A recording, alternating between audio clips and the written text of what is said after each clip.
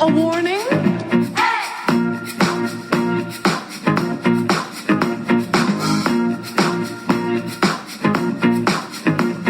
There ain't nothing to worry about. I'm worried that you work in an office, have children, celebrate wedding anniversaries. The world of heterosexual is a sick and boring life.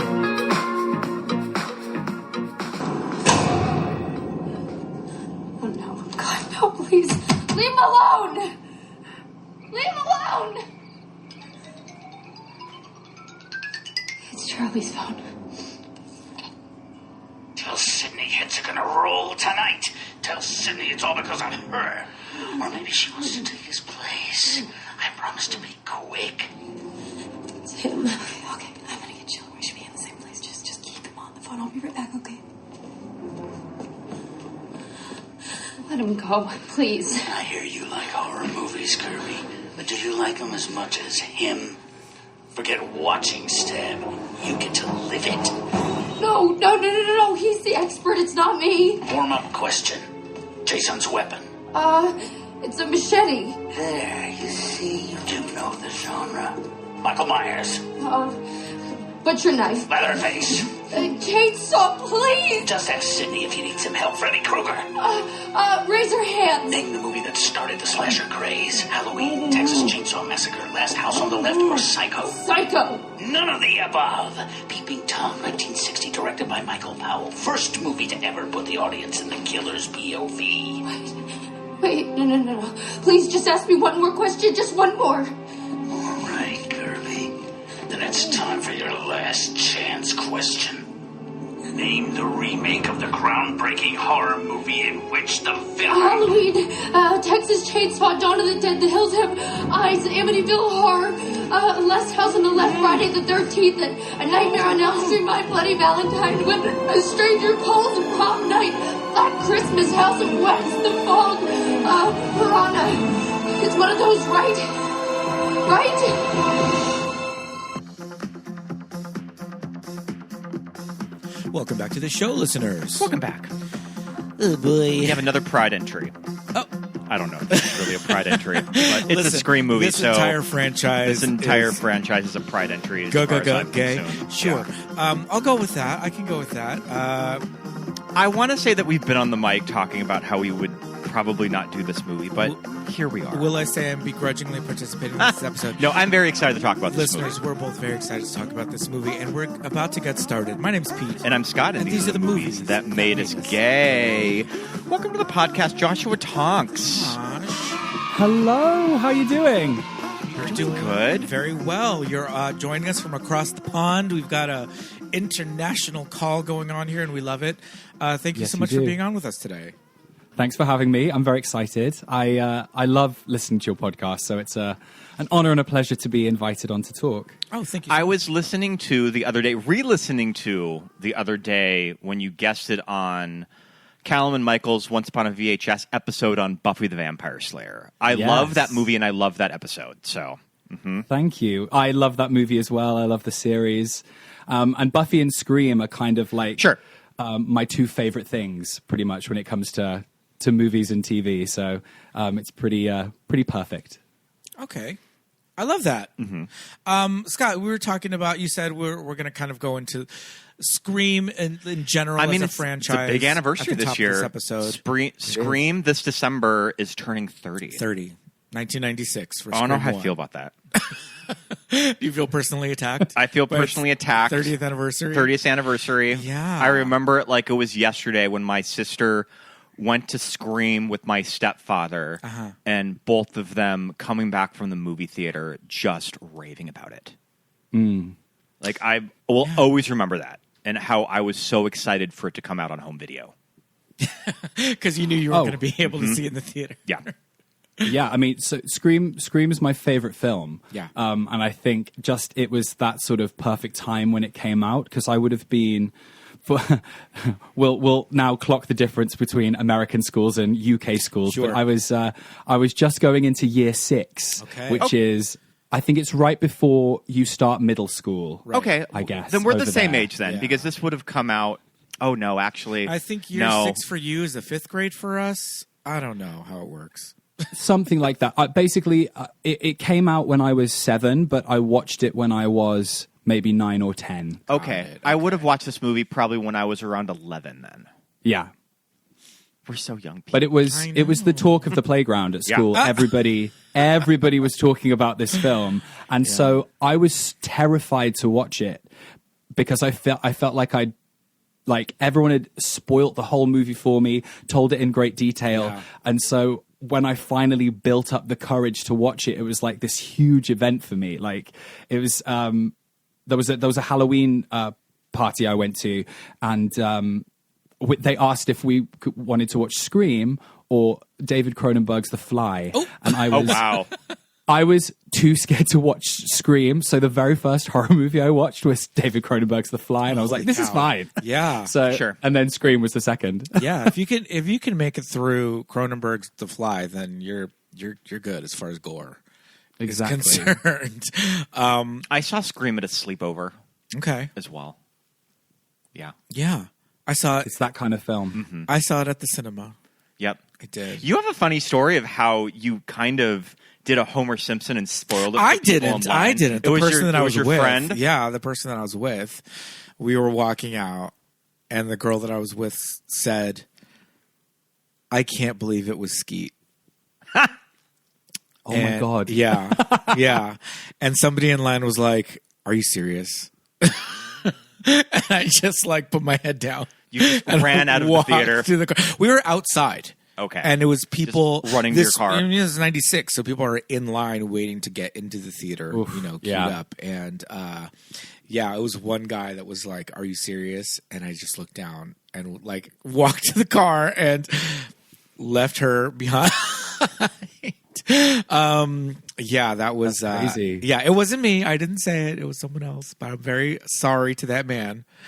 Sorry to this man. I'm sorry to this man. Skeet spoiled it, apparently. There's an interview with Skeet Ulrich where he talks about that and said he was in an interview before the movie had come out and said, "Yeah, I play this killer in this horror movie Oh my that's God. coming out with I Wes love that. Craven." Yeah. And then finished the interview, realized what he'd done, and got his like management team to call back and be like, "Can you please cut that part of the interview out?" Thanks. Yeah. I remember Rosie O'Donnell spoiling the ending of Scream 3 on the talk show when Really? Scott Foley was on.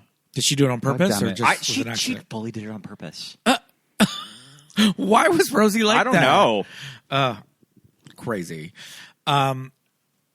Now, Scream 4, I feel like, was it a kind of a reset for them? Did Yes. it felt like a movie reset hadn't for been them? made since the year 2000.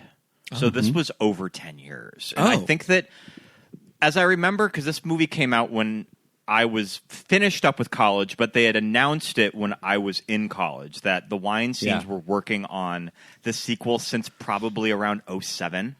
That's kind of how long it took to come together with Kevin Williams and Wes Craven to sign on to it. And then they started filming in 2010. Okay. Yes, they did. And there was a lot of behind-the-scenes issues with the production of the film, apparently. And Kevin left at one point. I'd like to and- talk to you about Yeah, the we're gonna- ending. other We're going to writers get into came the involved. ending of this movie because Yeah, I know we're gonna that talk about the all ending that. is a whole thing. I mean, I also yeah. remember different actresses being announced Yes. in the press releases that ended up leaving over script issues. Sure. I think that some big stars had this movie and they let it go.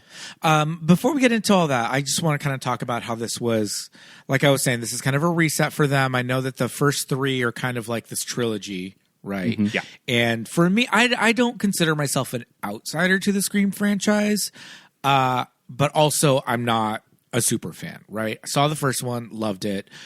I think I'm closest to the original trilogy. I enjoy 3 as crazy and nutty as it is. I think 3's aged really well. Yeah, and I think it's Agreed. It's Yeah. nutty to the extent that like I enjoy it, whereas this one and then the newest versions are a little bit like nutty in like not a fun way for me.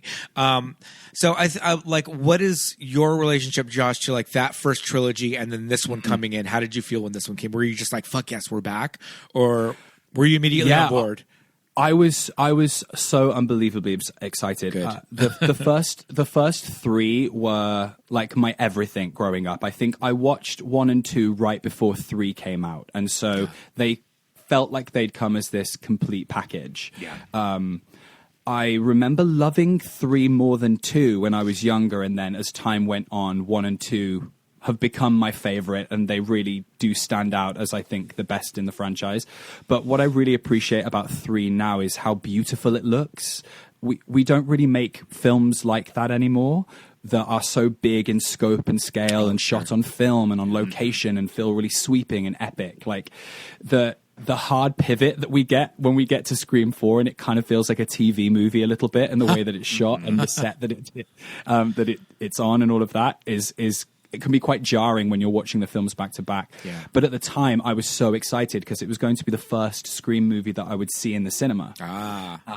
And it was the first time that I got to like engage with the internet and sort of the mysteries about like what was going to be happening in the film, and like sort of scanning the trailer to look for clues. And I was just really, really excited. And I got a load of friends from college to come. And we watched it opening night. And I think I saw it like twice back to back. Like, did you go to the midnight showing of this? Because I did in Hollywood, and I remember just how lit the ArcLight Hollywood was.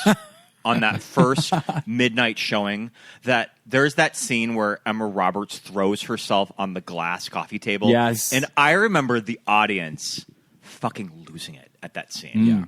That it was a fun Scream movie to watch with a packed audience.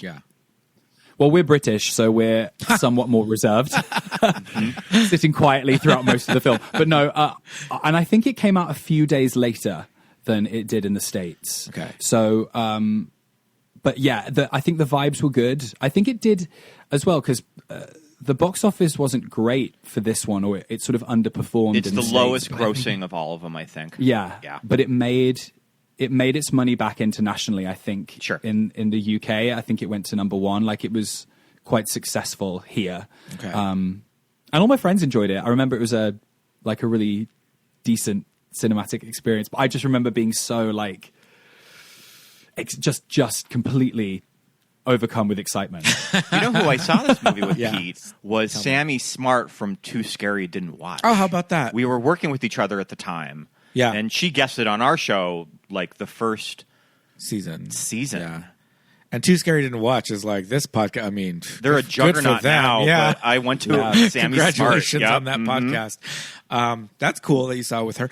I did not see this in the theater. I don't know that I saw 2 or 3. I remember when this movie came out, it would have been when we first met. And I remember telling 2011, but brand new. I'm going to the ArcLight for the next Scream movie. For the next Scream movie. And you're like, have fun. And I said, okay, cute. Call me when you get back. Peace. I should probably get the official paperwork out of the way. Knock all that stuff out. This is the Scream 4 episode. Yes. We finally got to it. Directed by Wes Craven.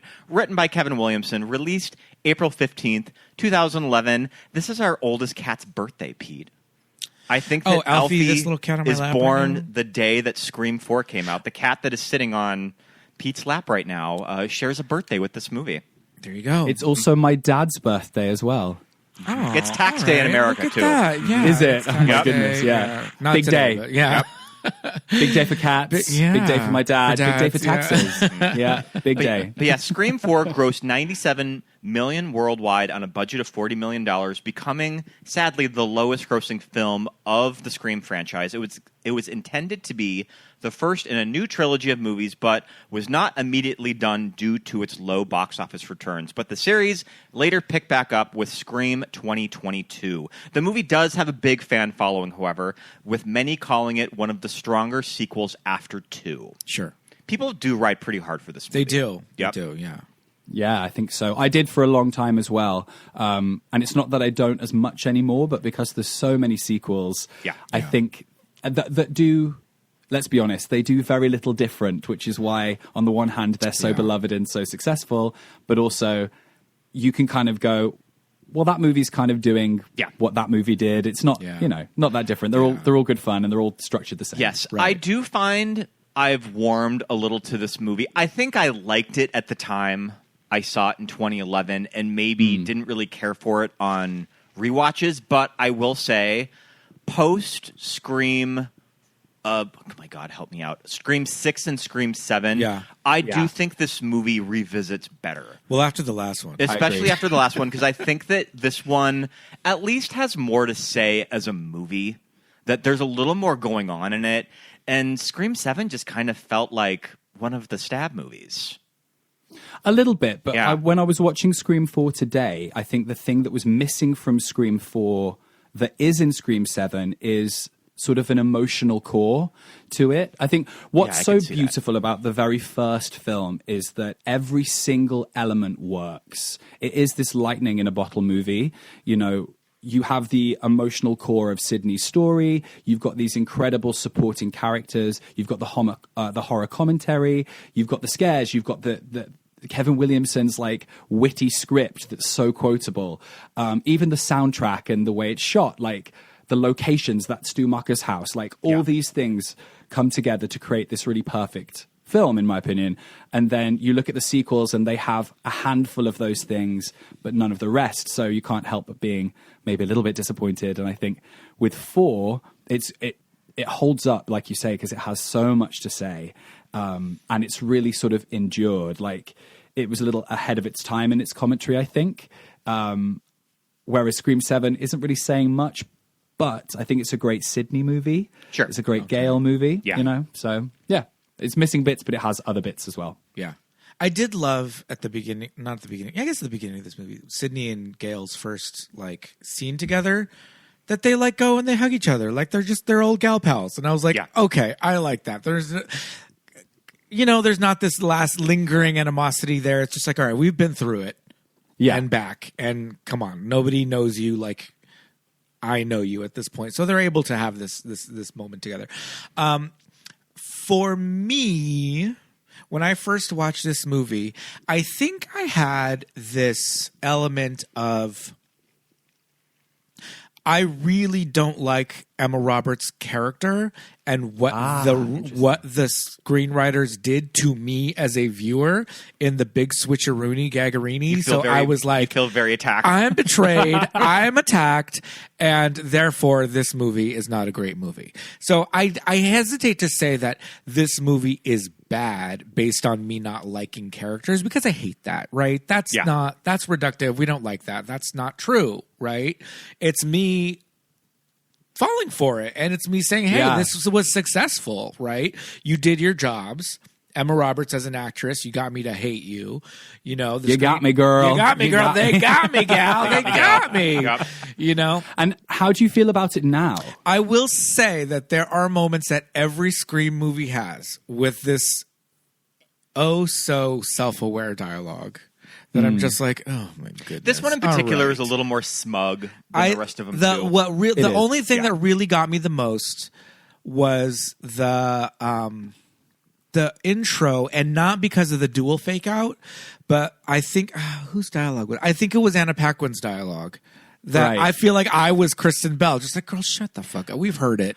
Which I think is great. Yeah, and I think that's so clever, because we've been 10 years without a movie, and the nature of the Scream movies is the audiences of these films are either going to be amateur detectives or amateur screenwriters. Right. They think they fucking know everything. Yeah. And so what I like about that is that we get kind of a corny opening scene with Shanae Grimes and Lucy Hale. Yeah. And then the rug sort of pulled out from under us with Anna Paquin and Kristen Bell. And you get Kristen Bell's character sort of being the audience, which is like, shut the fuck up, stop with the commentary, just watch the movie, because this is what you're going to get, whether you like it or not. And I kind of like that element to it. Yes. It's just unfortunate then the third part that comes after it is just so basic and doesn't quite work as well. Like, it really would have stuck it if the last killing would have been better. Yeah. And like brutal and scary and kind of subverts what we've just seen, but it doesn't. It's kind of weak sauce, isn't it? Yeah. So my biggest thing was just like, girl, we've heard this so many times. How many times can we rewrite this dialogue? And so then, we get the subversion of like, all right, shut up already. Although I was the Anna Paquin character coming out of Scream 7. True. I think that I said pretty much everything that Anna Paquin says in that opening scene.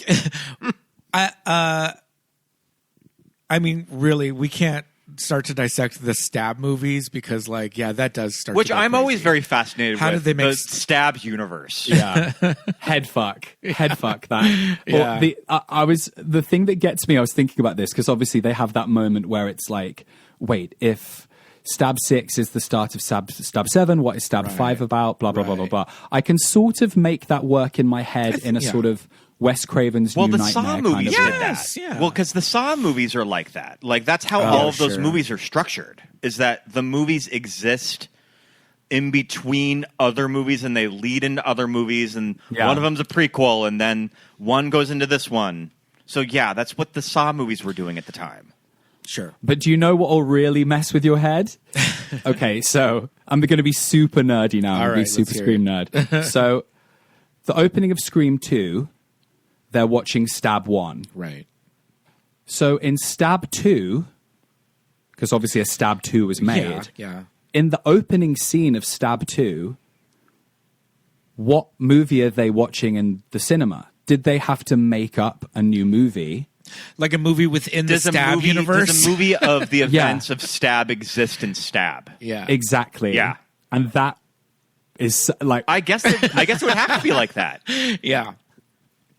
How and what is that film? And I want to know what Yeah. it is, what it looks like, who's in it. Like, would just go on forever. It's like Inception. It's so weird. It's called Slice, and it stars Tiffany Amber Thiessen. And, Perfect. And, we just have to start going like further down the sliding scale of like actor credibility.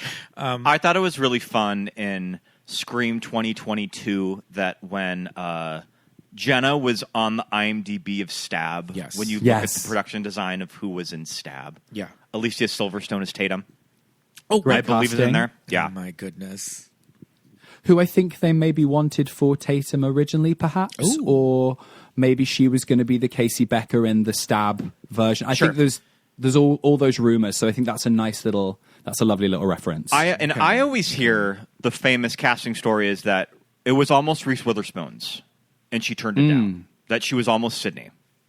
That you see a weird sliding doors moment of her career of what if she did take that. What if she did take that movie? Yeah. Yeah. I don't know how I would feel about that because I mean I love Neve Campbell so much. Yeah. I think she is the heart of the franchise, and it's great when she pops in. Though, how do you feel about her in Scream 4? I remember liking her at the time, but upon rewatch, I kind of feel like we don't really learn much about her. There's not a lot of growth. I mean, she kicks ass and she's really cool and stuff, but like we don't really know much about her in it. You know that she wrote this book, that she's on this book Where's she tour. been for 10 years? Where's she been for 10 years?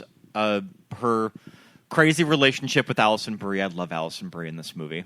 Me too. Alison Brie is too much. This character just fuck me, wow. Too much. Yeah, it's kind of like if the Anna Camp character would work a little better, and maybe the actor had a little more time with the script to kind of feel out this character. Sure. Always a little bit more in the script, you know. Yeah. Always helps.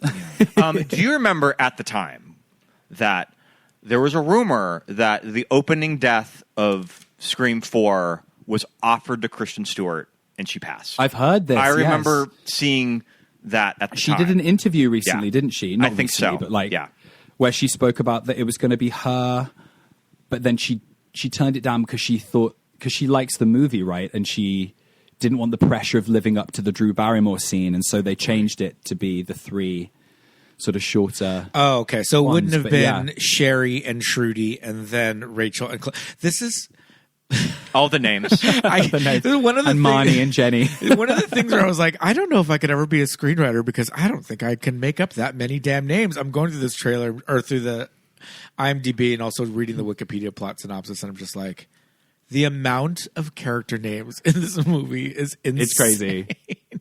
I just wrote a kids show, and it's written for like a drama schools, and like there's like 100 or more kids that get to do this production, and all the characters have to have names and they all have to be gender neutral because then any kid can play them. Goodness. But coming up with names when you get to like character 99 is like, it's a lot. Wow. It's a lot. Just start making things up now at this point. Just like, all right, Yeah. dishwasher. So I remember one of the big press releases I read of this movie at the time was Ashley Greene showing up in she's in negotiations for Scream 4, which I would assume that Ashley Greene would have been offered Jill Roberts.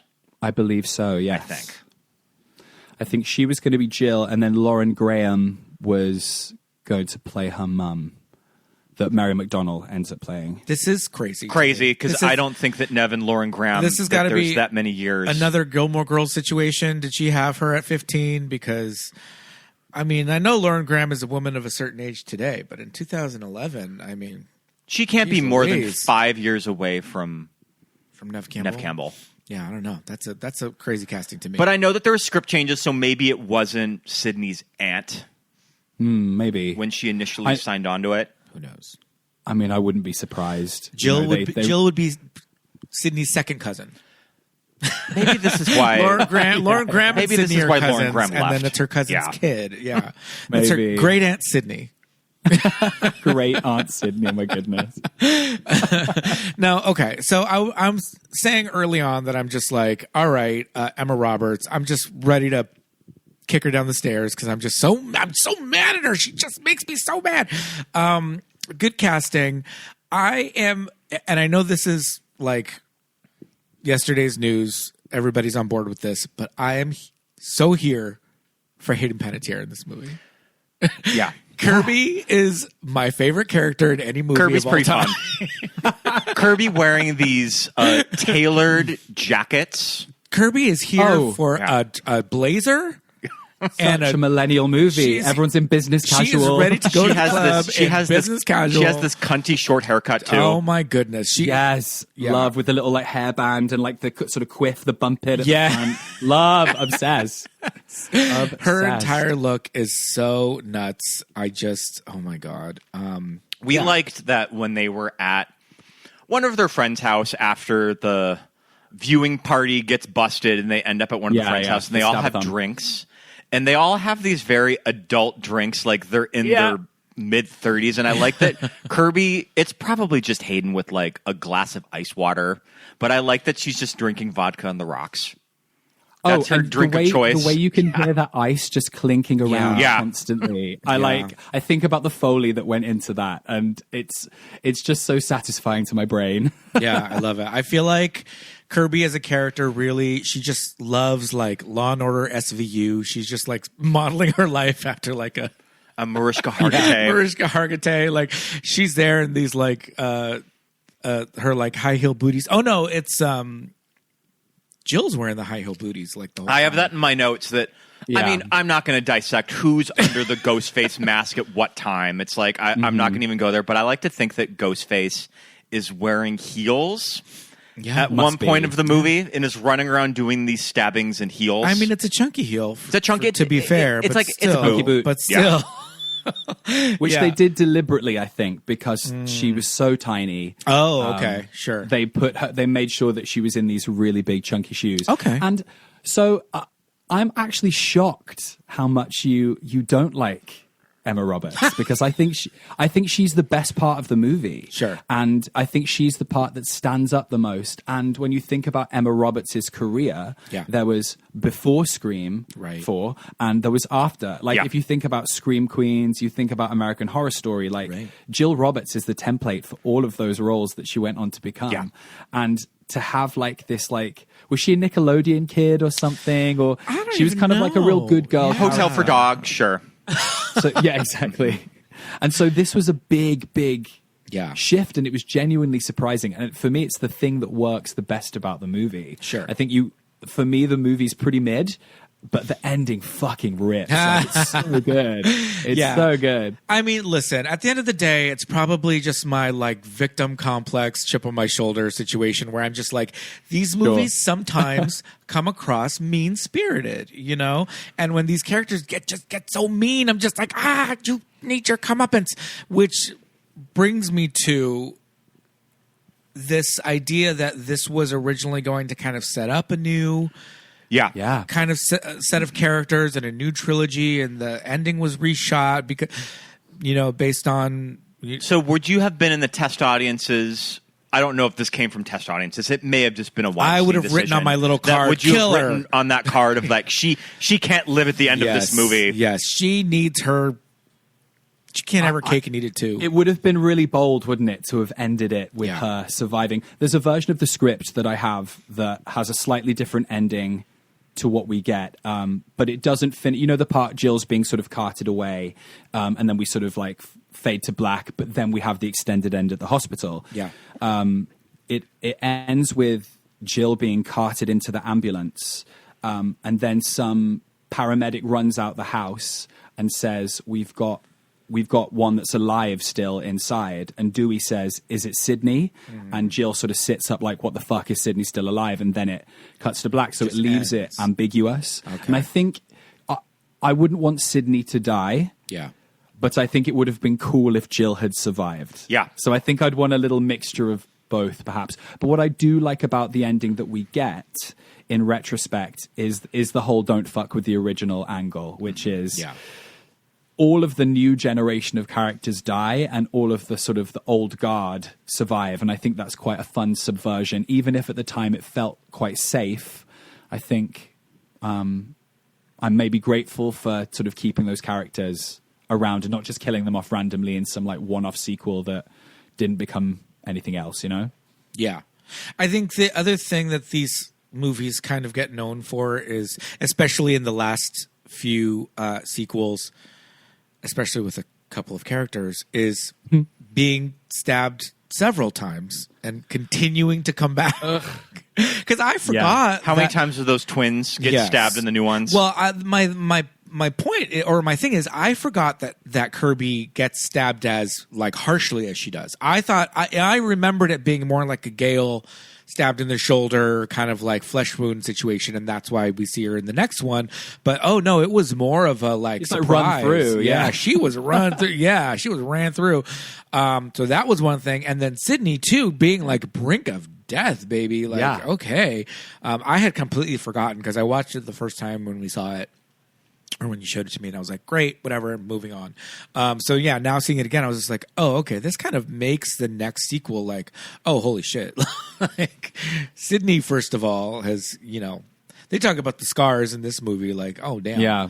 But then as we move on, it just becomes a little more like, all right, how many times are Gale, everybody for just sure, gonna... yeah. And it's interesting. I think the early movies do it. Like Gale gets shot, Dewey gets stabbed and survives through 2 movies.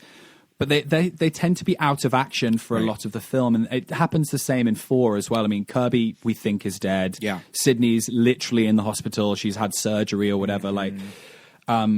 Whereas I think 5 and 6 play real fast and loose with that. And Yes. they sort of take away the power of the stab, which Yes. I like less. I think one of the things that Wes always did, except for one moment in 4, which is the fuck Bruce Willis bit, which is very silly. But one of the things that I think he did was to like stay with the victims. Like we really care about Casey Becker in that first one. We really care about Jada Pinkett Smith in the second. Like these characters, when they die, it actually hurts. I think as the movies progress, that we tend to lose that power a little bit. It feels a little bit goofier and a bit sillier.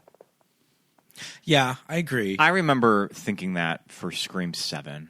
Because, like, the thing about Scream 96 is that it is this horror comedy, but I do think that that movie does have a really great poker face of when to play everything for real. Of that you do get these moments of reflection for loss. Like, Sydney sitting in the classroom and seeing the open desk. Is that something that maybe you don't really see in the later movies? No, you don't see it as much. Or if you do, what they're doing is referencing itself. Right. So they'll be referencing back to itself. Like one of the moments in the first movie that I always find quite moving is the scene, even though the dialogue is so funny and so 90s, but when Billy comes through the bedroom window at the beginning, because it's the first and only time we sort of see Sydney before knowing about this. Yes, she's obviously gone through the stuff with her mother, but it's the first time you sort of see her as this normal girl before it's all kicking off and her life changes forever. And they replicate that in Scream 7, which I actually quite liked. I thought it was quite sweet and quite cute. But they do in Scream 4 like a sort of tepid version of that with Jill and Trevor and Sydney coming in and interrupting. So it's constantly referencing itself, whereas the early movies were referencing horror. Right. You know, that moment with Billy and Sydney is a reference to A Nightmare on Elm Street with Glenn climbing through Nancy's window. And what we then get is Scream just talking about what it did earlier in a Scream movie, wink, wink, rather than let's talk about what is happening in horror now. I think that's the difference. That's why the sequels maybe don't quite work as well, because they're not talking about what's currently happening. They're just talking about themselves. Right. And I mean, it's interesting the use of social media, I guess. I mean, one of my, when you start dissecting and breaking it especially apart, when you're this far removed from a movie from the early 2010s. Right. We're sitting here just going like, what is Robbie uploading this to? Like, he's got a live blog. Does it go through stream, Bluetooth? yeah. This is just like his GeoCities. But my other thing is like, what is this headset? What is that? Is it a GoPro? Like, what is it connected? He's got Wi-Fi. 2011. Is he wearing like a pack? Yeah, that was what I'm saying. Body as well. Like, yeah. But regardless of all that, the idea is, the live stream, right? The social media aspect of it. Somebody in this phone in 2011 had a sidekick, which I think we're old by 2011. Yeah. Like, how do you still have a sidekick? I also think it's a prelude to the modern day social media influencers. Which I think is interesting with the character of Jill, because it's like right at that moment of Instagram lives and TikTok and social media kind of going to this next level that I guess they were somewhat in on it in 2011. They were. I think they're ahead. I think they're ahead of it a little bit. Floor, like, I remember watching the movie at the time and thinking, I liked the Jill before she's revealed as the killer. I thought that was the strongest part. Right. And then when she was revealed, I was like, oh, I'm not buying this. This doesn't quite... I don't think she's performing it as well as maybe, Matthew Lillard or like previous killers. It felt a little half-hearted. Mm-hmm. And as time has gone on, it's flipped. And that sort of whiny, bratty, I don't need friends, I need fans. What am I going to do? Work? It just feels so like... now and so relevant to today that I think they were just ahead of the curve a little bit. I think the movie just came out at a really weird in between time. Yes. Because I think Instagram was around, but very, very early. I don't think that you could do stuff like Instagram lives. Yeah, like lives were not a thing, but you could do. There were platforms to host. I think that Periscope may have existed at this time too. There were platforms to host live streaming and live blogging, but it just wasn't as easy as picking up your phone or your device. Gail's cameras are so chunky, aren't they? Well, there's also that. I think somebody posted this on Instagram a while ago that when the neighbor girl, I can't remember her name, when she's getting murdered, Olivia. Jill is filming her with her camera subtly. Like it's very subtle that her iPhone is like facing the window. That I don't think I've ever really noticed that. No, I hadn't, and I think I'd seen something similar, which it's like a cool Easter egg, but when you think about it, it's like, babe, you're just implicating yourself. What are you doing? Like, these movies happen over such quick, rapid fire over a few days usually. Like, when do you have the time to kind of like upload that secretly to somewhere and then delete it from your phone? The biggest thing for me is at the end when she takes the camera out of the ghost face mask and she's like, here's where the cameras turn off. Yeah. You just said that before you turned it off. Like, you took the camera out. Like, you're going to give the game away, Jill. What are you doing? Yeah. Oh, man. She was never going to get away with it. No, yeah. I feel like they're going to know that there's something up with this crime scene when they're walking through it. For sure. Like, why is there duct tape everywhere but no one's tied up? Like, well, yeah, but also the whole like, oh, we got like our twin wounds or whatever. It's like, all right, lady, that was a big slip up. We mentioned briefly Anthony Anderson, the fuck Bruce Willis moment. I want to talk about some of the cast in this movie besides our main leads, because this is a big cast, right? Yeah. Like, we get the introduction of, is it Marley Shelton? Marley Sheldon We got the as introduction of Marley Shelton Judy Hicks. as Deputy Judy Hicks. Deputy Judy I kept Hopps. wanting to call her Judy Hopps. I think Marley's scene in Scream 2022 is the best scene of the entire movie. Oh, like her death scene. Her death scene. I think it's really well done. I do as well, actually. Yeah. I love that whole sequence, and the stuff with Dylan Mignette as well is fab. Yes, she's on another planet in this movie. Yeah, She this really character is is. insane. It's almost like they like she's a little bit quirky in 5. Right. You get a hint of that, but she's really dialed it down. In this one, she's so weird. Yeah, I think her and Alison Brie kind of came from the same pick me. We're really going to go for it. Yeah. Yeah. They thought they both watched Scream 3 before they came in on each day. And they were like, got it. Yeah. They watched Parker Posey. Yes, sure. that was that's it. I Fine. keep always wanting to see I mean, they would do this now if they made this movie now. That I kind of want to see a reveal that the Marley Sheldon character is one of the girls in the bathroom from the original. Yes, they would. They don't wouldn't ever go there though. I did. I mean, certain things, and again, we can't break it down too much. Maybe Woodsboro High School is one of those schools where the yearbook's like a phone book, and there's like 1,000 kids per grade. But she's like, "Oh yeah, we were in homeroom together, and we did a play together, and like, don't you remember me?" And Sydney's like, "No." No. Imagine that. And also, small world, huh? Also, Sydney playing Tiger Lily. Yeah. Like, okay, sure, that's great. aged. That's aged really badly. Love it. Bit racist now. Yeah, okay, sure. just slightly. Yeah, but I'm just like, come on, Sydney, you can't play along. This is the red herring. Could it be her as the killer moment? Just be like, oh yeah, girl, remember homeroom? Gosh, that was, whoa, what a time. I would love some like flashbacks with like de-aged Marley Shelton just in the background of like scenes from Scream would be really funny. Sure. Oh my god, just like She was there the whole time. yeah, unrequited. She's like crush at the on party Sydney. in the background. Yes. I mean, Marley Sheldon probably read for the original Scream. Why not? Yeah. She could have done, yeah. Can you say you see her around sometimes? I've worked at other jobs that I've seen her. I have too. Yeah. Yeah. She's always very I think very sweet. Maybe a Pasadena, San Marino person, Yeah. because we both have seen her locally. Anthony Anderson and Adam Brody as the bumbling deputies. I mean, we were both like Adam Brody, by the way, as Deputy Anthony Perkins. That's Anthony Anderson is Anthony Perkins. Oh, there you go. Anthony Anderson is Anthony Perkins. Adam Brody is Deputy Ross Hoss. Ross Haas. What? Ross Haas. This is one of those things where it's like, do they have to have last names? But I guess they're cops, so they go guess. by their last name. Yeah. Maybe they don't have to have first names.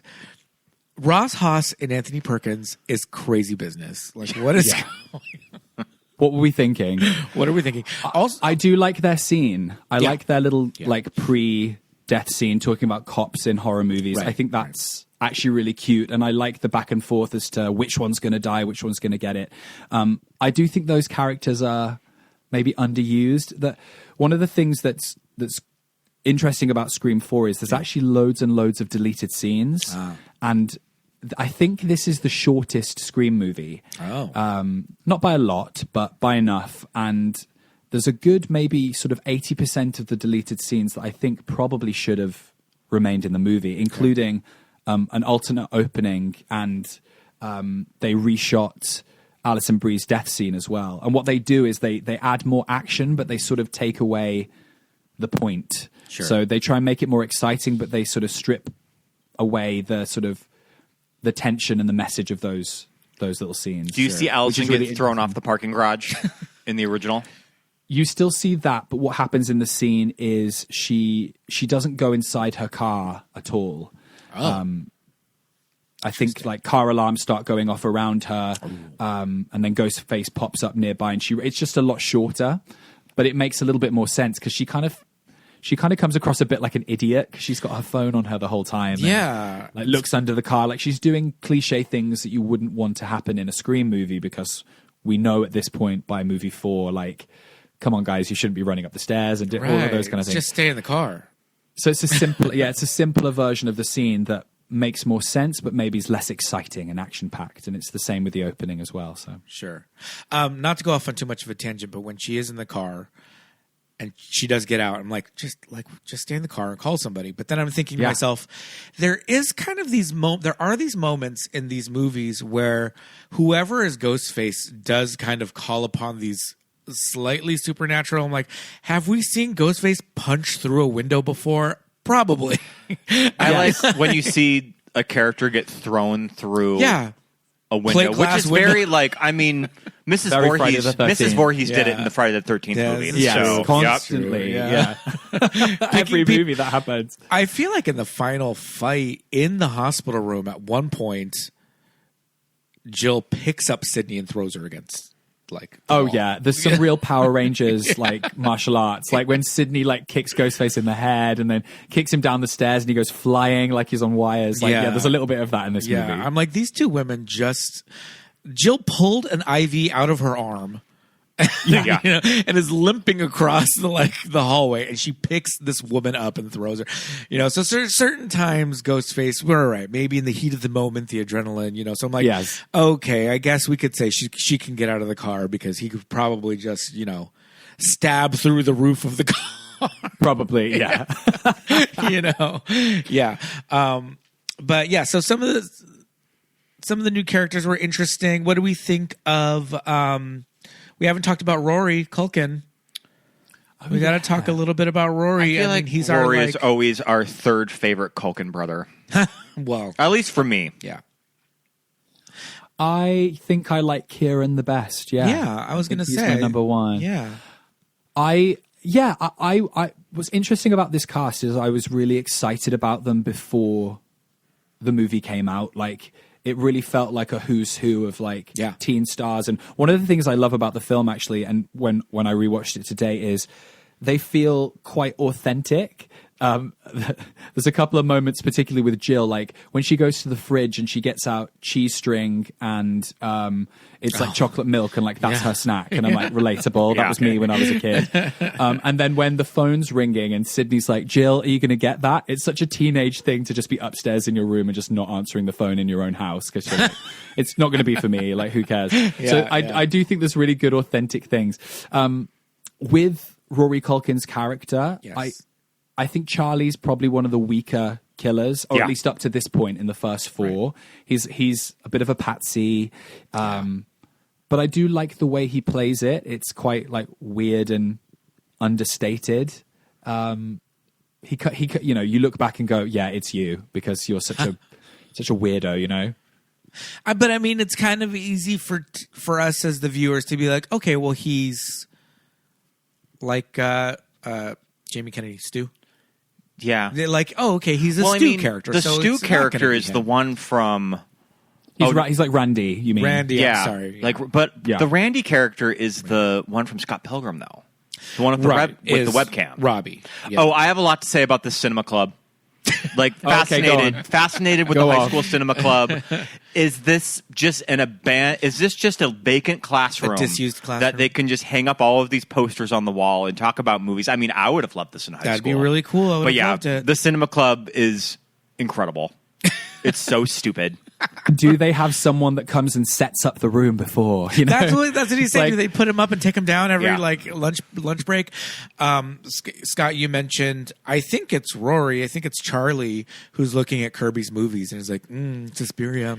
Oh yeah, I was saying there's nothing says that you really know about horror in 2011 like name dropping Argento, Suspiria, and Nicholas Roeg's Don't Look Now. It's like, you're really into movies. Well, also, I think having them watch Shaun of the Dead too is just like, oh, they're cool. They've got Edgar Wright. They've got cred. Cool. They've got movie cred. Mm-hmm. They're watching Shaun of the Dead. Exactly. Not just some slasher classic. They're watching the new hip horror, right? And the Stabathon's cool as well. I'd have loved. I never went to a big party like that in a giant barn somewhere in the middle of nowhere. With chandeliers hanging from the ceiling. Yeah. Right? Yeah, such a huge setup to do that. Like, Well, also, it's like, oh, we do this every year. We watch every Stab movie. We watch all 7 of them. We do it all the time. And Gail's like, okay, where is it? He's like, well, it's a secret. That girl, no, it ain't. If it's you do this every year, and every how kid is that a secret? Yes. in 5,000 student Woodsboro High School is going to it, then Gail, you can figure out where this movie is. Yeah, because Woodsboro's such a weird town. Yes. Is it a small town? Because Right. in horror movies, it's always set in a small town.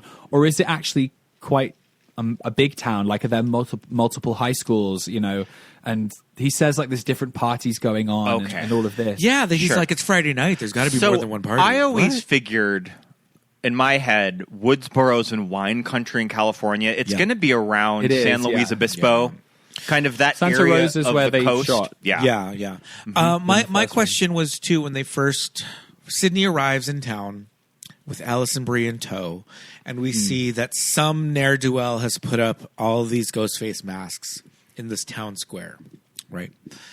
And they show this town square, and there's this lingering shot of the camera on this crane or something showing the town square. You see all the Ghostface masks, and I was like... Is this a thing that Scream fans are just like, oh, here we are, we're back in Woodsboro, or is it a thing that do they even care, and is it just a different location every movie? Was that a recognizable shot of the town? I mean, it's definitely not shot in the same location. Okay. It's a different place. Okay. Yeah. Yeah. So I think that the original was shot in Santa Rosa. Yeah. And then this one was shot in Michigan. Oh. So I think it was Ann Arbor that they shot. Michigan. That's very interesting. So it looks really different. It looks a lot smaller. Sure. I think than the first movie. But as for those kids, I mean, that's commitment, putting those giant masks up. Right. I celebrate. this horrible true crime event that happened. Well, that was the thing as we're watching it, you see it and I see the masks and they look so uniformly posted and they're all the same size, they're all the same mask, and they're all there. So to me it just looks like, oh, that's something that the city did. Sure. Why would why would the city do that? That's kind of dark, yeah, very real dark. Everybody knows she's coming in the town for this book reading. Yeah. But, Scott and I talk about this all the time. In the first movie, especially, you see Sydney's house and you see, is it Randy's house at the end? Is it Stu's the house. party? Stu's Stu's house, house, yeah. sorry. Yeah.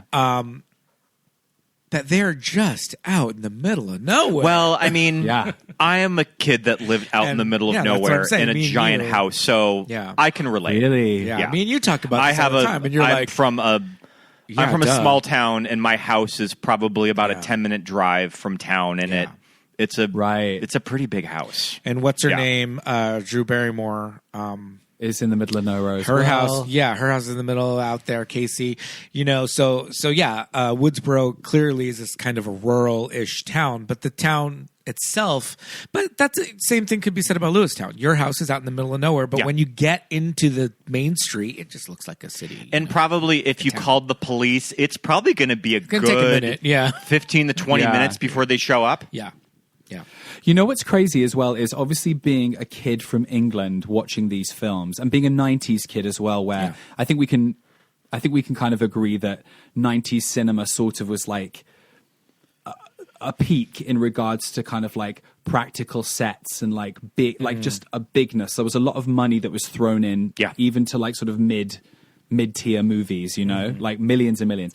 And so watching films like this and watching all the boom of teen horror and, the She's All That's and 10 Things I Hate About You, those kind of films, all these characters in my mind, they lived in small towns, but it was mostly just California. And they lived in these giant mansions. Right. And I remember being told by adults, well, that's just how people live in America. There's just more land over there, which means they have bigger houses. And I was like, oh, wow, yeah. And these houses that are McMansion houses where Sydney's house is, it's like an Airbnb. She's got an outdoor patio with several levels and multiple tables and a patio table that can sit 10. Yeah, exactly. I remember looking at these being this is what some random girl at school's house would be. you know, Yeah. and how wrong I was. And No. like, that's not a reflection of what I mean, but you're not wrong. I mean, Hollywood. I grew up in houses. I grew up in houses that look like that. No, well, okay, but that's the thing too. These houses in movies look a certain way, but if sometimes when you do go to the location, you're just like, holy shit, this is a mansion. Yeah. This is We talk about that when we walk around Pasadena. on film. It looks like it looks like a nice house. Like, oh, okay, this is where they live. Whatever. You go and you're like, when oh, you drive shit. by the Father of the Bride house in San Marino, it's this is a nice neighborhood. There's a lot of money here. Yeah. No, you're right. It is a crazy fantasy that all of these movies that take place. And 10 Things I Hate About You. That it's great. The compound that they live in. But yeah, I think Woodsboro is a very interesting kind of. It's a very specific location. Well, wasn't the idea? Wasn't the idea? It's doing. Oh no! It's doing Haddonfield, right? Yeah. But it's also like just bigger budget, and so it's just this huge. It feels a little bit more sprawling, doesn't it? Yeah. And this film particularly does as well. Scream 4, like we go from quite a few different locations throughout. You know, we go from the Stabathon to the house to the hospital. Like the finale is really split up into sections rather than the original, which takes place at that one big house, Stu's house at the end. So I can't remember if Kevin Williamson said the original idea of Sydney going back to Woodsboro was going to be in 2 or 3. Do you remember? I think it was 3. Okay. I think the idea that they were going to return to Woodsboro was he wrote Scream, and then he had a little breakdown, I think, for 2 and 3. Like I think he had 5 pages of 2 and then a page of 3. And the idea that it would be returned to Woodsboro, and then not to get heavy, but Columbine happened, and so the film was quickly changed so it wouldn't be sort of high school set and have high school students. Kind of more of a murder mystery. And they changed to it to the Hollywood setting, which is why the movie that is being shot, Stab 3, is called Stab 3 Return to Woodsboro. Yeah. And they had all the sets built already, so they just used those. Oh, okay. That's interesting. It was a big moment. I think I talk about this on our Scream 3 episode, that when I first moved to Los Angeles and I was brought to Runyon Canyon, and I look over and I'm like, oh, that's Parker Posey's house from Scream 3 No way. Everybody is just walking right next to, and it looks exactly the same that it does in the movie. Wow. But yeah, so they didn't actually blow it up. They must have done a miniature or something. But yeah, that's a big house that's off of Runyon Canyon that thousands of people walk by every day hiking. Am I crazy misremembering that there's like a camper out there too, like the RV? I think that there's an Airstream. Yeah, the Airstream that's there. And that was it's where Dewey lives. Dewey's Airstream. Where Dewey was staying. Yeah. What do we think about Dewey and Gale in this movie? We fans? Do we like those characters? I love Gale. I think Gale's great. I think she can do no wrong in my eyes. And Dewey, I think, is like extra bumbling in this movie. He's kind of a doormat in this movie. He kind of spends the last hour of the movie just driving. Yeah. Like driving about. I do like Gale in this one. I think she's great. And I like her going rogue. You know, I like that she is trying to write. And for the first time, it's like Sydney's got the upper hand in regards to sort of the fame and the attention that she's getting because of her book. Sure. And Gale's feeling a little bit redundant and, you know, past her prime perhaps. And it's cool that we see her sort of say fuck it and just give it a go. Yes. But then she gets taken out of the movie before the finale as well. So I feel like that may have been a bit of a missed opportunity. Sure. I do like she has a really good scene with Robbie and Charlie when she's talking to them, and she says something about like off the record and like live stream or whatever, and she's like, turn that shit off. And he's like, yes ma'am. Like he really like, oh yes I will. Yeah. I was like, yep, there it is. That's Gale. Gale's one of my favorite parts of that first movie, because there's just something, if you just look at Scream by itself, and especially going into that movie cold, of that there's this woman and you don't really know what her agenda is, that she's that really fun character that you don't really know what they're capable of, but you know that they're really going to be important to the story. And I think that Gale's so well used in that first movie for that very reason. She is. And you can tell that a gay man wrote it because she doesn't die. She saves the day. Yeah. Like she's the bitch that, you know, in every other slasher movie would probably make it to act 3, but then would die horrifically at the 11th hour. And that doesn't happen with Gale. And I love that we get this, this character who, despite the conflict that's happening with her and Sydney, like she actually doesn't hate Sydney or want to do her harm. She just wants to get to the truth. Yeah. She wants to get the story at all costs, but she's not a monster. She's still going to like save this teenage girl when, you know, her boyfriend's attacking her at the end. So I love that she steps up. And I like her in 2 a lot as well, where you sort of see that conflict then sort of, because she's harder at the beginning, but by the end, she makes a different choice. She doesn't want to tell the story. She wants to go off with Dewey. And I think that's those 2 movies work really well for her character. And she's back to having good hair in this movie. She is. Yeah. She let the bangs grow out. It's a little more styled, like Courtney Cox just looked in real life. It just looks like Courtney Cox, yeah. Would you want Gale's hair to be any different in Scream 3, though? It's pretty iconic. Right? Those bangs are iconic. So Yep. how would that movie be without that hair? Sure, you know? sure. With that bright yellow jumpsuit. Oof. Isn't it yellow? Yeah, Highlighter. there's It's like, yellow. Yeah, it's a highlighter market yellow. color. Yeah, it's so bright.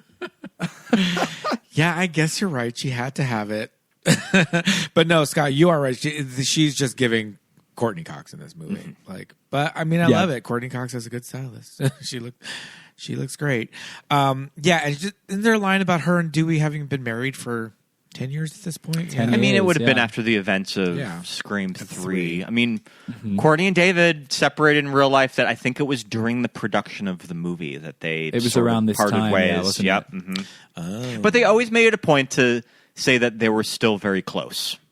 Yes. I mean, I'm talking about them like one of them is no longer Like here. your besties. David Arquette did actually Has die passed. in real life. Yeah, not quite yet. No, yeah, we love Gale Weathers. She's an icon. They say her government name too in this movie. Oh, what's her government name? What's I her full forgot. name? They said Gale something, and she said some, and then she says, Gail Weathers. Riley. Gail Riley. Yeah, yeah. Okay, She goes, it's Gail Riley now.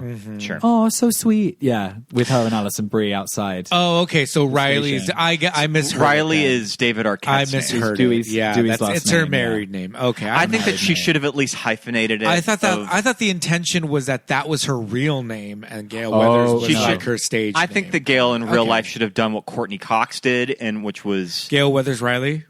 like hyphenate them.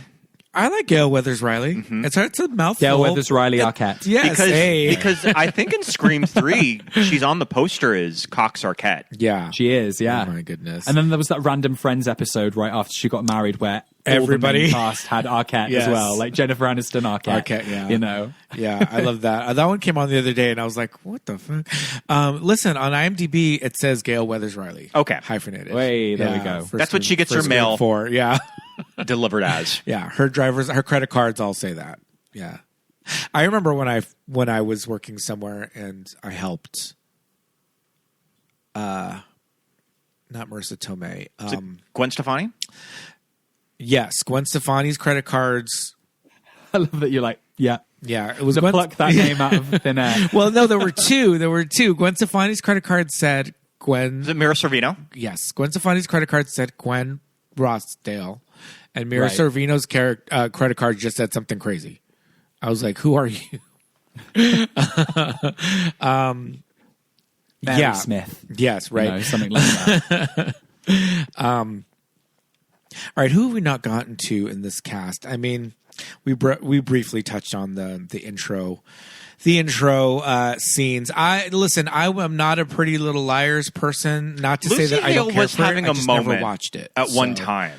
Yeah, so I I, mean, was there's a just lot- like, who is she?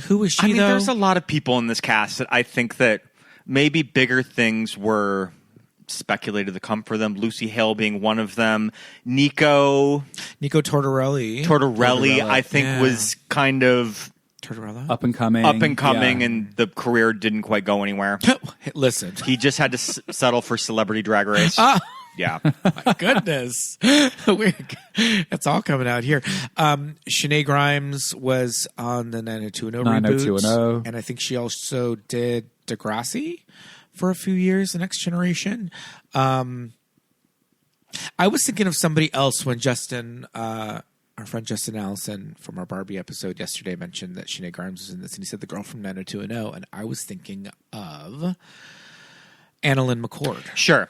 I had them mixed up, and when I saw it, I was like, "Oh, that's the girl." So, Interesting. Yeah, I never watched it either. I think I was a Dawson's Creek, One Tree Hill, Sure. the OC guy. That was my age. Yeah, and then, I think I would have been like 19, 20 when Pretty Little Liars and 90210 came out. And so I missed those. I was like a little bit too old. Yeah. But I did know who they were, and I could see what they were doing because Scream has always brought in sort of up-and-coming TV stars into, these sort of cameo roles. And obviously Amy Teagarden was in Friday Night Lights, and then Britt Robertson was in every one-season flop TV show that's ever existed.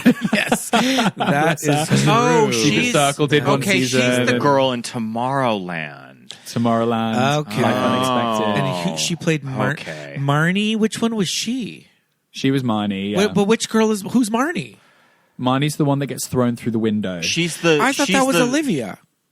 She's the one. Olivia does get thrown through. She's the one. As well. I think that Britt Robertson is the one that actually dies in real life in the universe of the movie. She doesn't exist in a stab movie, right? She doesn't. It's the blonde ones at the beginning. Yeah. That aren't Anna Paquin and Kristen At the Bell. very end of that scene. Oh, because there's three. Yeah. Got it. Yeah. Okay, got it. It cuts to them. So Jenny and Marnie are those two. Jenny, okay, and that's where we get the setup of their phones are calling everybody with the Ghostface voice. Their house. And they're pranking. Yes. So, okay. So this is where I got a little confused because it cuts to them and they're watching Stab 7 or whatever. They're watching Stab 7 with Anna Because Paquin. Stab 7, it's Anna Paquin and Kristen Bell. Now listen, they're watching Stab 7 and they're on the couch, and behind them you see the kitchen, and there's this very like Olive Garden, like this was everybody's kitchen in the 2000s, and it has the pasta arm to put the water right into the pasta pot. This American kitchen that's way too big and crazy. I am telling you, it is Kirby's house. Oh, do you think they used look very similar? Did they use the same location? Do you think? Looked this? I was like, wasn't that? I got confused. I thought it was a house from the beginning. Yeah, this is a lot of sets that they have to build for like these 2-minute scenes. Craziness. Yeah, that's. I'm sorry. I was confused with Jenny and Marnie, Amy Teagarden, and Britt Robertson. Okay, all right. Here, yeah. I'm probably getting both of these named wrong if there's a Scream pub trivia. Oh, absolutely. Have to give character names. Yeah. Oh my God. And the way they all end in like an E sound, it's like Jenny, Marnie, Sherry, Trudy, Chloe, goodness. Kirby, all these characters. Yeah. Jeez Louise. Dewey, yeah. Dewey, yeah. Yeah. Wow. What a cast. I mean, that is kind of a feat of screenwriting to keep all this shit together and to keep there's like who's the continuity person that's there on set with their script, just like, all right. Yeah. Yeah. That's a lot. We got to keep everybody in order. So you said that Kevin Williamson almost quit. Do you know what the circumstances were? He did, I think. Yeah. So I think just the Weinsteins being fuckers as usual. Yeah. I think from what I've been told, or because he's done a couple of podcasts recently, and if I'm misquoting, then oops, but oh well.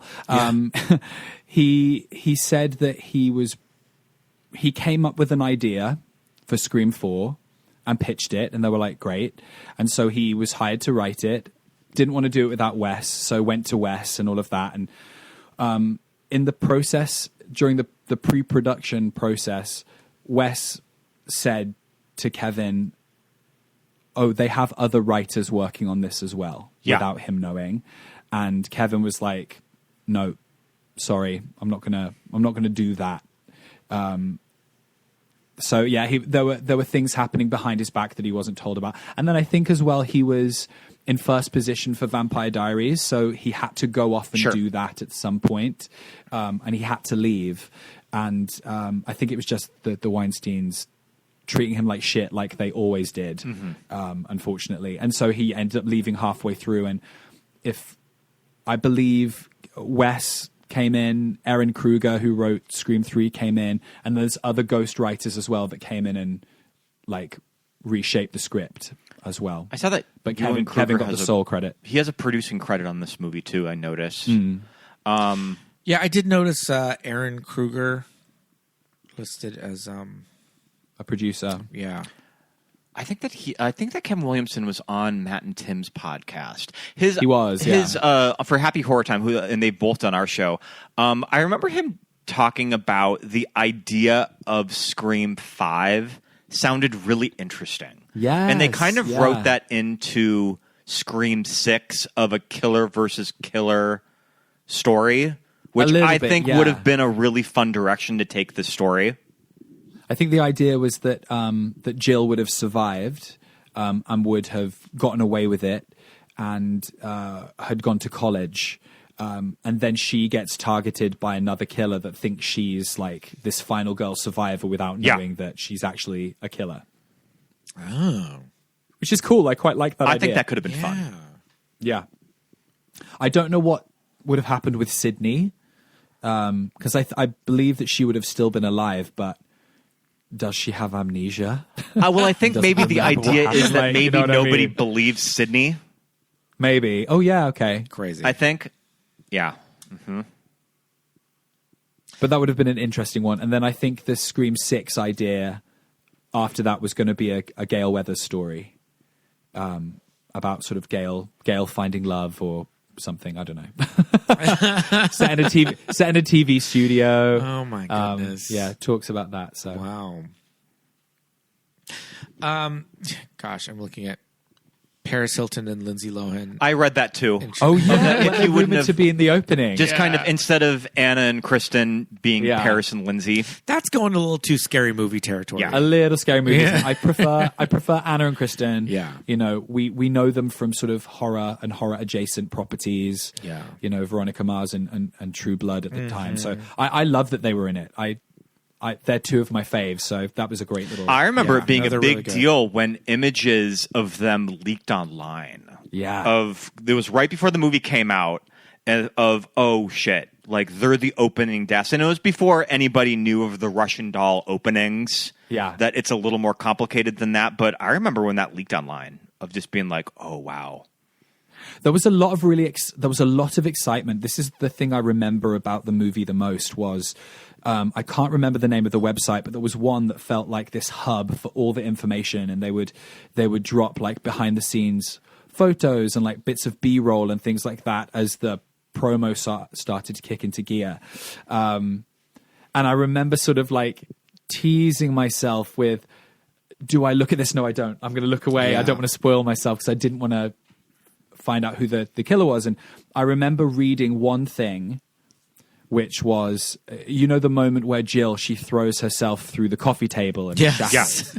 That clip is in the trailer. Oh. And, but just her landing on it. Sure. And so it's you so don't quick. see, yeah.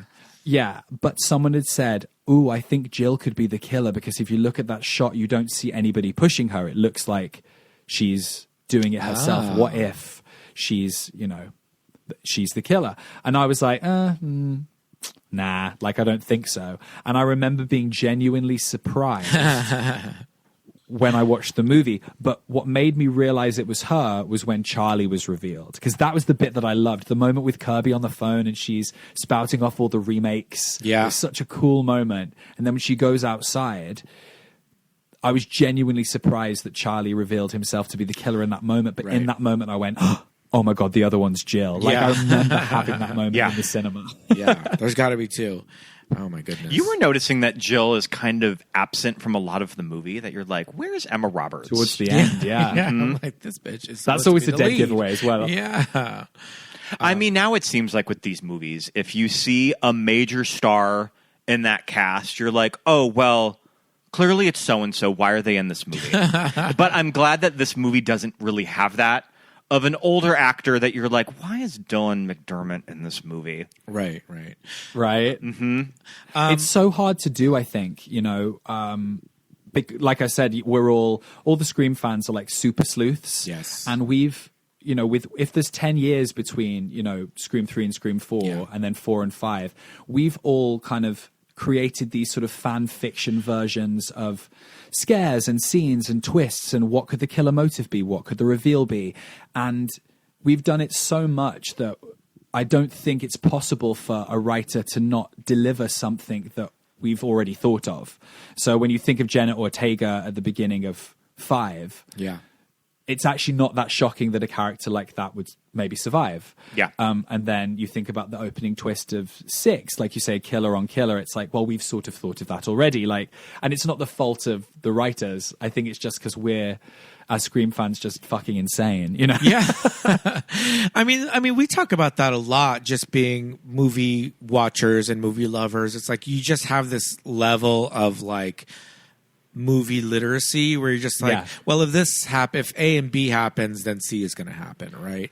And I think the type of people that are Scream super fans, it's built into the franchise that you love movies already, So we all have this level of like film literacy, screenwriting 101 kind of thing where we just look out for these patterns and all of that. So when you get to a certain point in a franchise, you have to start turning that stuff on its head in order to get anything by your audience anymore.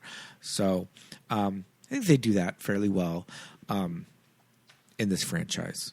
So, and I think this movie was definitely something where they're like, all right, we got to change it up. We've already done this so many times. Did you see it was the first Scream movie that just had Ghostface on the poster by themselves, that they didn't do the Dimension lineup? I was going to say. The famous Dimension lineup, every cast member in like a triangle. Yeah. They did it for everything. They did. In the late 90s. The Faculty, Urban Legend. That was my introduction to horror. So all those films are my favorites. Yeah. Those late 90s post Scream sort of second wave of slashers, they're all my favorite films. Halloween H2O, Cherry Falls, like all of those films. Even if they're shit, I love them. Pete hates I see this poster behind you of our guy. Cursed. Oh, so I heard that Christina Ricci was either offered or screen tested for Marley Sheldon. Do you know if that's true? Interesting. I heard that her name was thrown out there.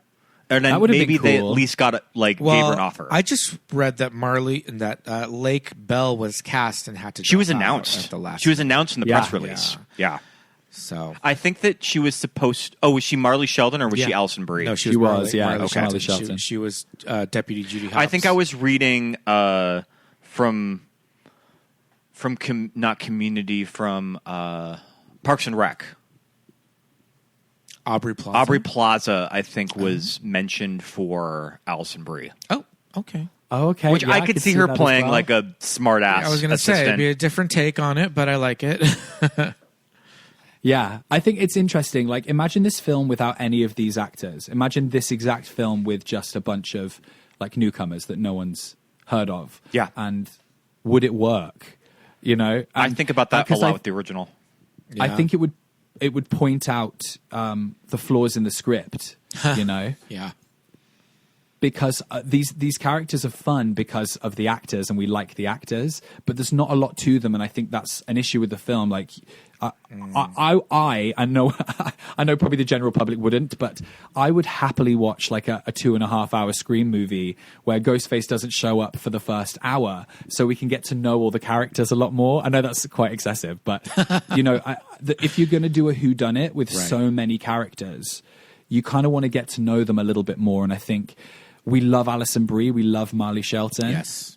But do we get enough of Judy and Rebecca in this film? Right. No. Do we want more? Yes, absolutely. Because they're such fun characters.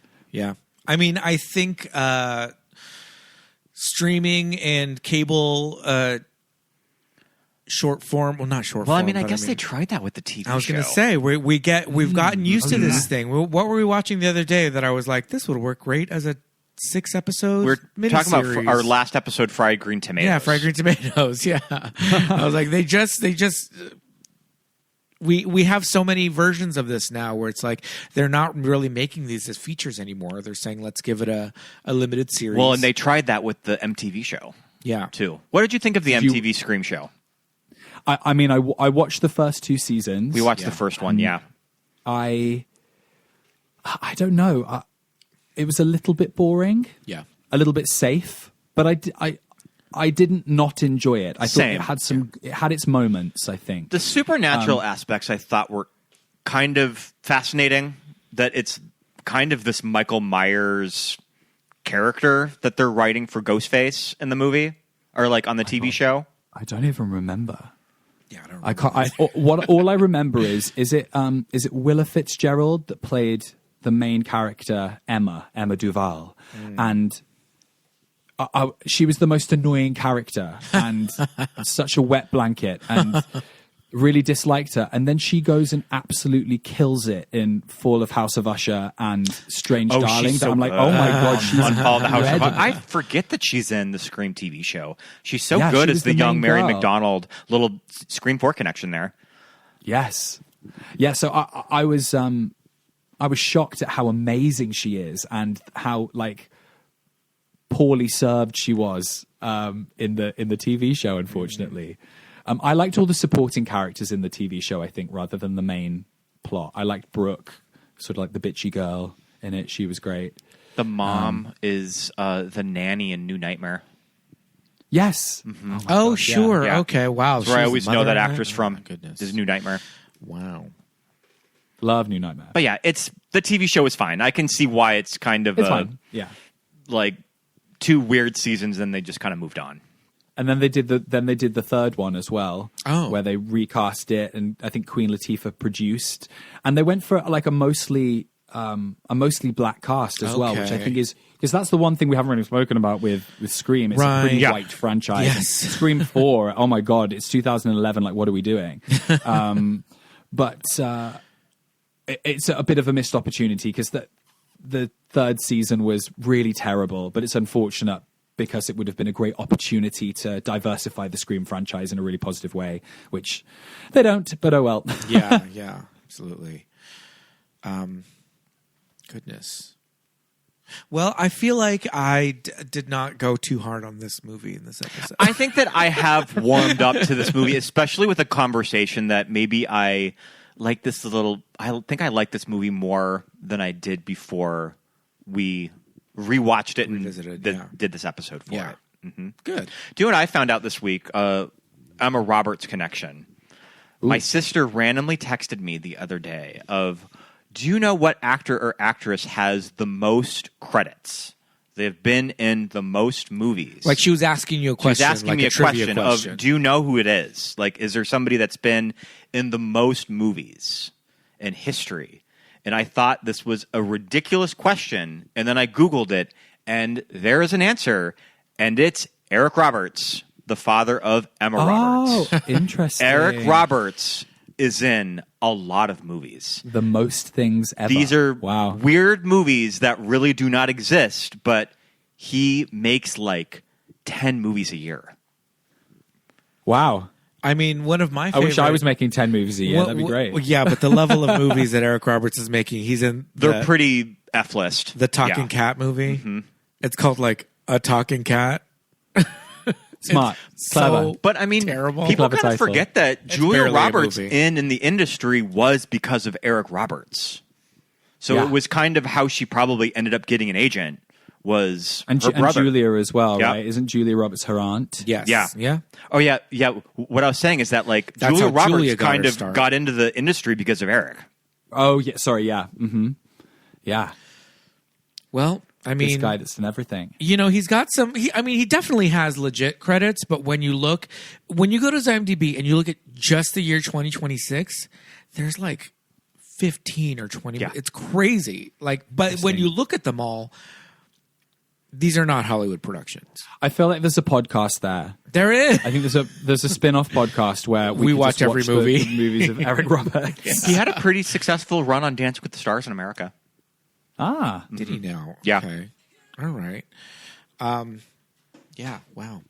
So I think I have kind of come around to my distaste for this movie because I've understood that they got the gotcha journalism that this movie really was doing. Yeah. And because again, I really dislike when people say, "Oh, I don't like that movie. It's bad." Because you don't like so and so. Because you don't like somebody their in character. it. You don't like a character. It's like that's not that doesn't make a movie bad. It maybe it makes it better. So yeah, I've re-examined. I think she's doing some. I think Emma Roberts is doing some good work here. I don't know that this dark raven hair sits well on her. I like her with more of an auburn color, but that's just okay. It's just nitpicking, grasping at straws. Well, she had to look like Nev. There She's you got go. to be the new Sydney. You go. Okay, Have to have the dark hair. Yeah, we're passing from one raven beauty to the next. Yeah, I think it's. Go ahead. I was going to say it's an important one for me because it's the first one I saw in the cinema, and I was so excited when it came out. But I think in hindsight, it lives and dies on its reveal and its motive and its finale. That's where it holds up. That's where it's different from the other ones. And I think it's a pretty mid-tier slasher movie. It's a pretty mid Scream movie. It's fun and it's watchable for sure, and the cast are great, and I like it. And then the ending I love. Today I was watching it going, am I a bit bored? Am I a bit... And then it turns and it just becomes so clever and so fun and so dark and twisted and doing something unexpected that I think the franchise hasn't been able to replicate since. I think the franchise has done better things elsewhere. I think the ensemble cast of 5 is probably a little stronger than 4. Sure. And I think, like I said, the emotional storyline for Sydney in 7, is really beautiful, and bringing her daughter in and all of that is lovely. But they sort of, since 4, haven't quite been able to get the killers and the motives as good as they do here. And I think that's where the film endures for me. Yeah. Yeah, because I think the biggest issue with this movie is kind of like recycling of this well-worn territory. And it's like, who's Ghostface going to be this time? And I think we haven't had a bigger moment of, who they were and what that means, and it being any sort of... Who cares that it's Anna Camp? I think that was our big thing, is that we want Sydney to just be like, and who are you? Are you? I don't think about you at all. I don't think about you at all. As she just shoots them in the head. Yeah. You know? But in this one, it really means something, and it's really just like, well, shit. You got me. It means something to Sydney. It means something to, like, the social commentary of the time, and it's lasted because we see that, as time goes on with how big TikTok becomes, and people making their entire lives, like they're earning a living off of social media. Like Jill wasn't really far off the money, was she? She was kind of spot on with what was going to happen. So the first influencer. The original, the crash test dummy. Yes, indeed. Yeah, is there anything else? Scream 4? I mean, I think we did it.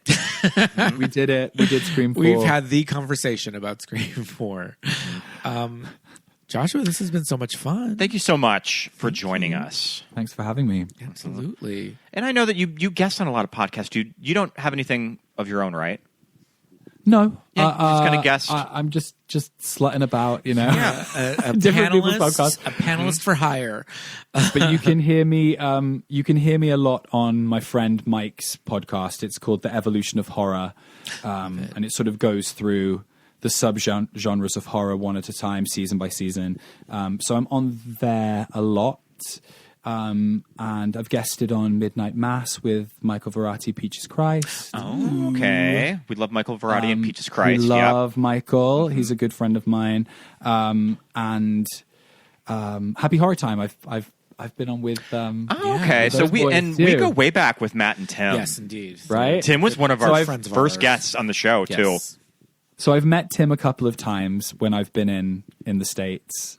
And yeah, they got me on to talk about a film that I did. I did a film called The Latent Image, which you can find on Tubi, which is a queer horror, independent, low budget, cabin in the woods kind of horror, which I shot back in 2022. So if you want to check that out, you absolutely can as well. Love it. Excellent. Thank you so much. Just plugging my shit. No, for sure. Please do use our platform to plug anything that you like. But thank you so much for coming on the show. This was a ton of fun. Mm-hmm. It's been a joy. I love you guys, and I'm going to keep listening because it's one of my favorite shows. Please do. And if you have any other movies that you just want to talk about that we have not covered yet, let us know. You're always welcome back to talk about some more stuff. Thank you. This was really great. What a joy. Listeners, do not go anywhere. We have plenty of shows still happening. We will be right back. Welcome back, listeners. Thanks for sticking around to the very end. Big thanks to Joshua Tonks. Good episode. Yeah, indeed. Thank you so much, Joshua, for coming on the show. Scream 4, I reevaluated my initial thoughts. Still not my favorite. It was a fun discussion. But, yeah. Glad that we talked about it. Of Scream 4. But right now, I think we're here to talk about the Weekly Rewind. Okay, so we have a lot to talk about on this week's Weekly Rewind. We watched today, before we jumped on this recording, we watched Office Romance, directed by Ol Parker. I always want to call him Ollie Parker. I mean, I guess you could. It's Ol Parker. Oliver, but maybe he goes by Ollie. I don't know. New Netflix movie with Jennifer Lopez and Brett Goldstein and Betty Gilpin. Hated it. It's pretty bad. It was revolting. Revolting? Was offensive to me as a watcher. Now I'm sounding like people who watch Disclosure Day. Oh, which we're going to get into. We're going to get to that in a minute. In a moment. Which we're not as harsh on. But Office Romance was terrible. It was really bad. I'm sorry, Ted Lasso fans. We do not watch the show, so we do not know Brett Goldstein or his milieu. I'm sorry to this man. All I know about this was my intro to him, and I'm not here for it. Brett Goldstein is that he had that flop cameo in Thor: Love and Thunder. Well, the cameo wasn't a flop. The movie was. His intended role in the MCU Hercules? never came to be. Hercules, I guess there's just room for everybody. I guess, but apparently not for everyone. Yeah, I did not like this movie. The script was this movie's wild. Terrible. I mean, it's sort of the epitome of the shitty Netflix movie that you just have on as a distraction. But when you actually sit down and properly watch this movie, this film is wild. Yeah, the stupid company that Jennifer Lopez is like the CEO of. Oh, are you talking about Air Cruise? Talking about Air Cruise. You know those family-run airlines. You know how that goes. I mean, it was... You're just going to take your small little family-run Edward airline. James Olmos as the family patriarch of this airline. What the fuck? I mean, I like that he plays a former pilot, much like Battlestar Galactica. Sure. General Adama. Sure, he's just admiral. Trying to wrap my mind around Air Cruise and where they fit nowhere. They fit nowhere. The airline industry. Are they kind of like... doesn't exist. I mean, is this like a Horizon? There's no mom pa airline. Is this like a Spirit airline? No, because I think that Jennifer Lopez's character is very like... She's very like chic. Highfalutin. Yeah, she's not going to be running a budget airline that's going to be charging you for a bottle of water or like an extra bag. No, I think that this type of airline that they are trying to tell us exists does not exist. But they don't fly out of Dallas, Fort Worth, which I thought was interesting that that's such a major plot point. Right, because I guess that's a big hub airline. Dallas is a major hub. Why aren't they flying out of Dallas? Because they're a ma and pa airline. That is just, they run out of New Jersey. They're kind of luxury, but they don't go very far. I don't know. Maybe this is like a JetBlue situation. I don't know. They have a really kind of. They have a big L.A. to New York flight that everybody takes. Sure. I just did not care for the tone of this movie. Well, they're going for something about Mary tone, but it's not successful. They're trying to go for like a weird, almost gross, like vulgar. It's like an old Farrelly Brothers movie, right? But does not.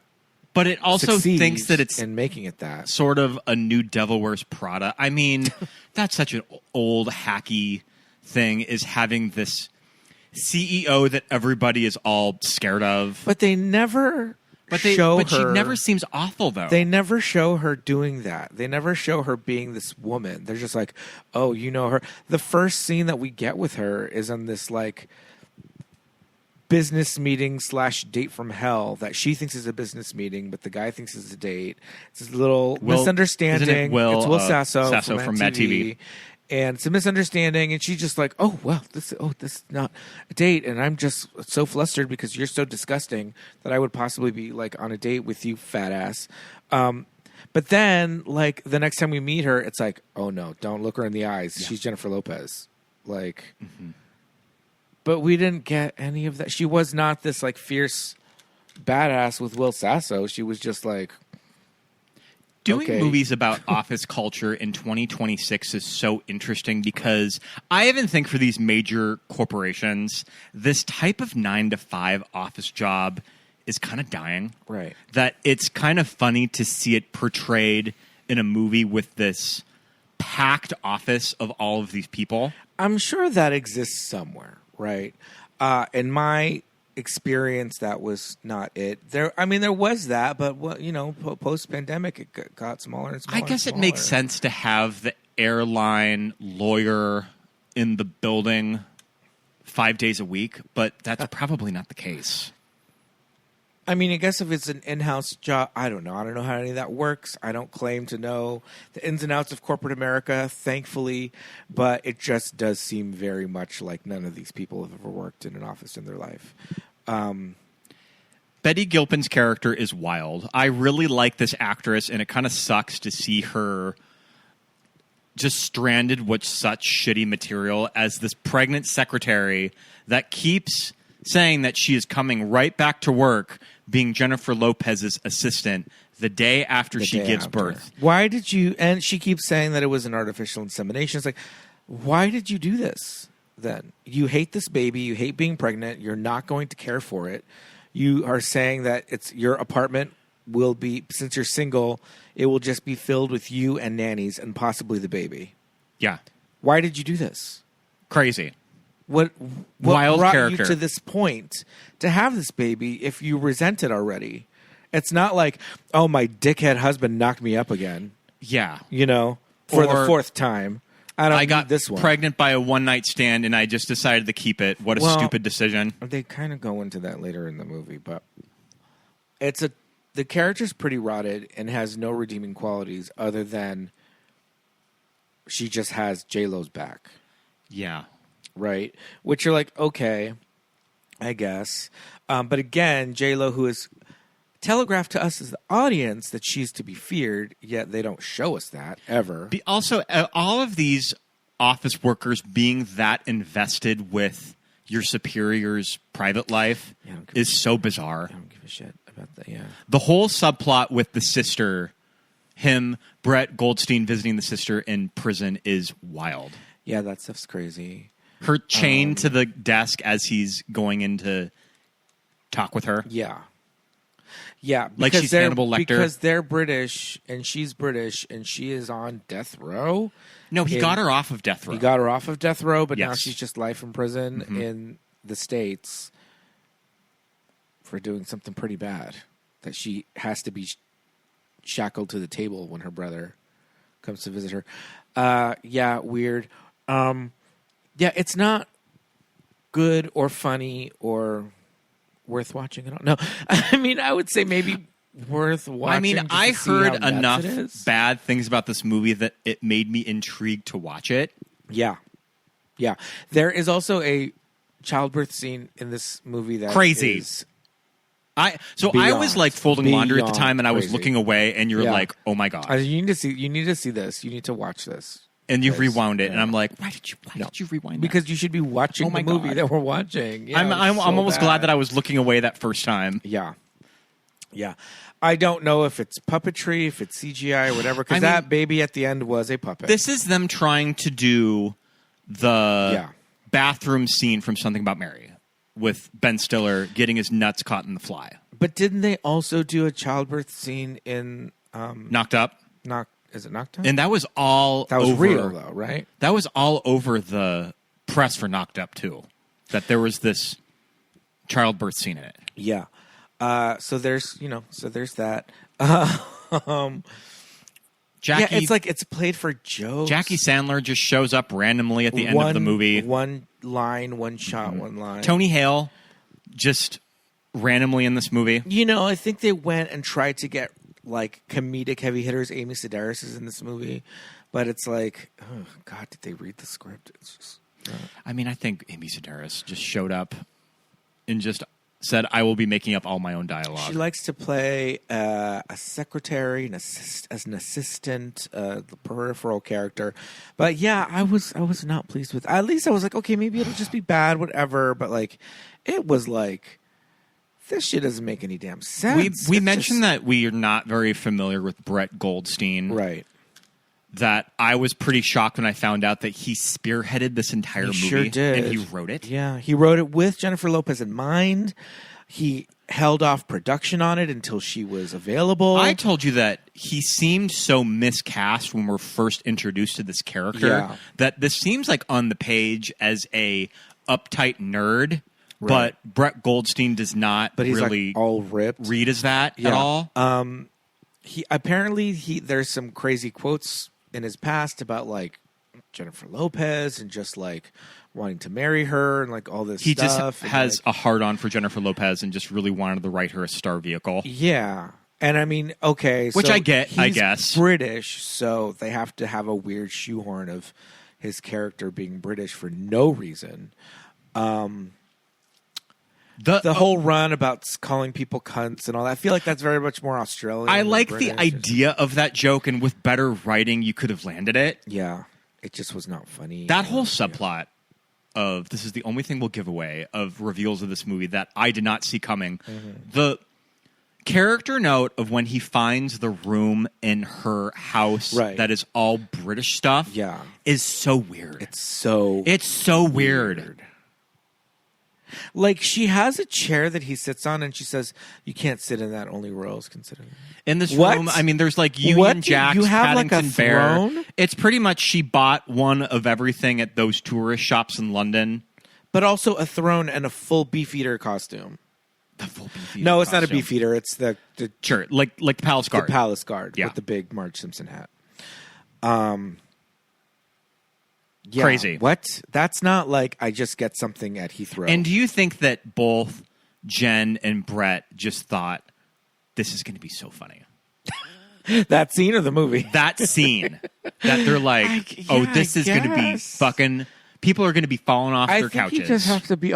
But the problem is, I think people are going to watch this movie, and I think they're going to think it's funny. Yeah, I guess. It has a low IMDb rating right now. It's in the 5s, I think. I mean, I'm surprised it's not in the 3s. Right. How long has it been out? Since it came out the same day as Masters of the Universe. Oh, shit. So it's been a minute. So it's been... like 2 weeks. 2 weeks now. Okay. And sometimes with these Netflix streaming numbers, I think they kind of cook all of them. I mean, who knows how many people are watching it, but you're right. Probably people are watching this movie. I think people are watching it, and I think they're thinking it's funny. I'd love to know what your mom thinks of this movie. I don't think she'll like it. It is a 5.9. That's too high. That's too high. On IMDb. Way too high. I wonder what the audience score on Rotten Tomatoes Gosh, it would be... More Brett Goldstein gold. 7 out of 10 user reviews. It would be funny idea for a podcast to go through Jennifer Lopez's filmography, because she's made some weird... Stinkeroonies? Movies. Yeah. Second Act, a movie that I really liked. And that was this type of movie, but it was more kind of empowered female... in the office story, a movie that I really liked. Right. Which one was that? That's the one where she lies on her resume and she gets a big office job. Yeah. She made it with her bestie. Oh, what's her name? Leah Remini. Yeah, and that was cute. Vanessa Hudgens. Yeah. Also, the title of this movie is Office Romance, like it's epic movie or. Like I mean, it's that thing disaster where movie. people are scrolling through their Netflix app. And I guess that the title says everything. Oh, it's Office Romance with Jennifer Lopez and that guy from Ted Lasso. But Office Romance, the CEO you're right. of an airline. It's almost like a parody movie. Yeah. The CEO of an airline and their in-house counsel. That's not an Office Romance. Like this. I was telling you how slow it takes for them to start the Office Romance. I'm like, we are almost 50 minutes into this movie and they have not had sex yet. They really nail in the you can't date anybody in the office. It's against the rules and all that stuff. And they dance around it for way too long. They do this thing in this movie where people are just completely irredeemable as humans and it's played off for laughs. Yeah, like the Bradley Whitford character. The Bradley Whitford, the Betty Gilpin, the Roger Bart. Mm-hmm. Like, all of these people are just the most rotted people you would ever meet in your life. And they're supposed to be like, isn't that funny? Yeah. Isn't that funny how hateful and awful they are with irredeemable qualities? Like, what? That doesn't make me want to continue watching. It makes me want to turn off because they're so, like, horrible. I don't know. Mm-hmm. At least the Amy Sedaris character is like, sorry, it's a job. Yeah. And it's Amy Sedaris, so it's just funny to see her barge in as this housekeeper. Yeah. You're like, okay, she can be the housekeeper in, Guatemala or wherever they went. But yeah.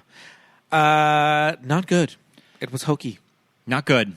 All right. So we finally saw Backrooms. Yes, took us long enough. That was a packed audience. It still was a packed audience. I mean, I think that it was a bargain night, so that's probably why it was so full. Oh, okay. Was it a Tuesday? I don't remember.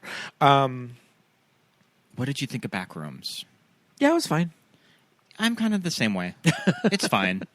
I didn't think it was bad. No, not at all. I just wasn't like, oh my God. I think it's mainly interesting how audiences are responding to this movie, because I could see in a very different universe this movie being hated by audiences. Right. That I think it's kind of funny how people are into this movie.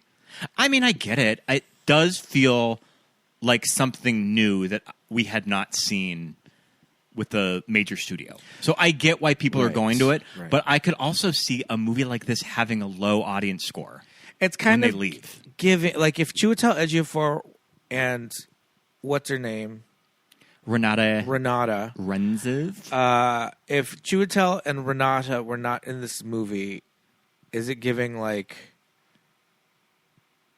To Be Original or like those Amazon? I wouldn't go that far. Those Amazon movies that are like, I wouldn't go that far. Who made this? It's a little artsy. Okay, I guess. Famously directed by a 20-year-old, because it's based off of his YouTube channels. Mm-hmm. So what's kind of funny about this and Obsession, they're both these YouTube filmmakers, which I get. I mean, that's kind of...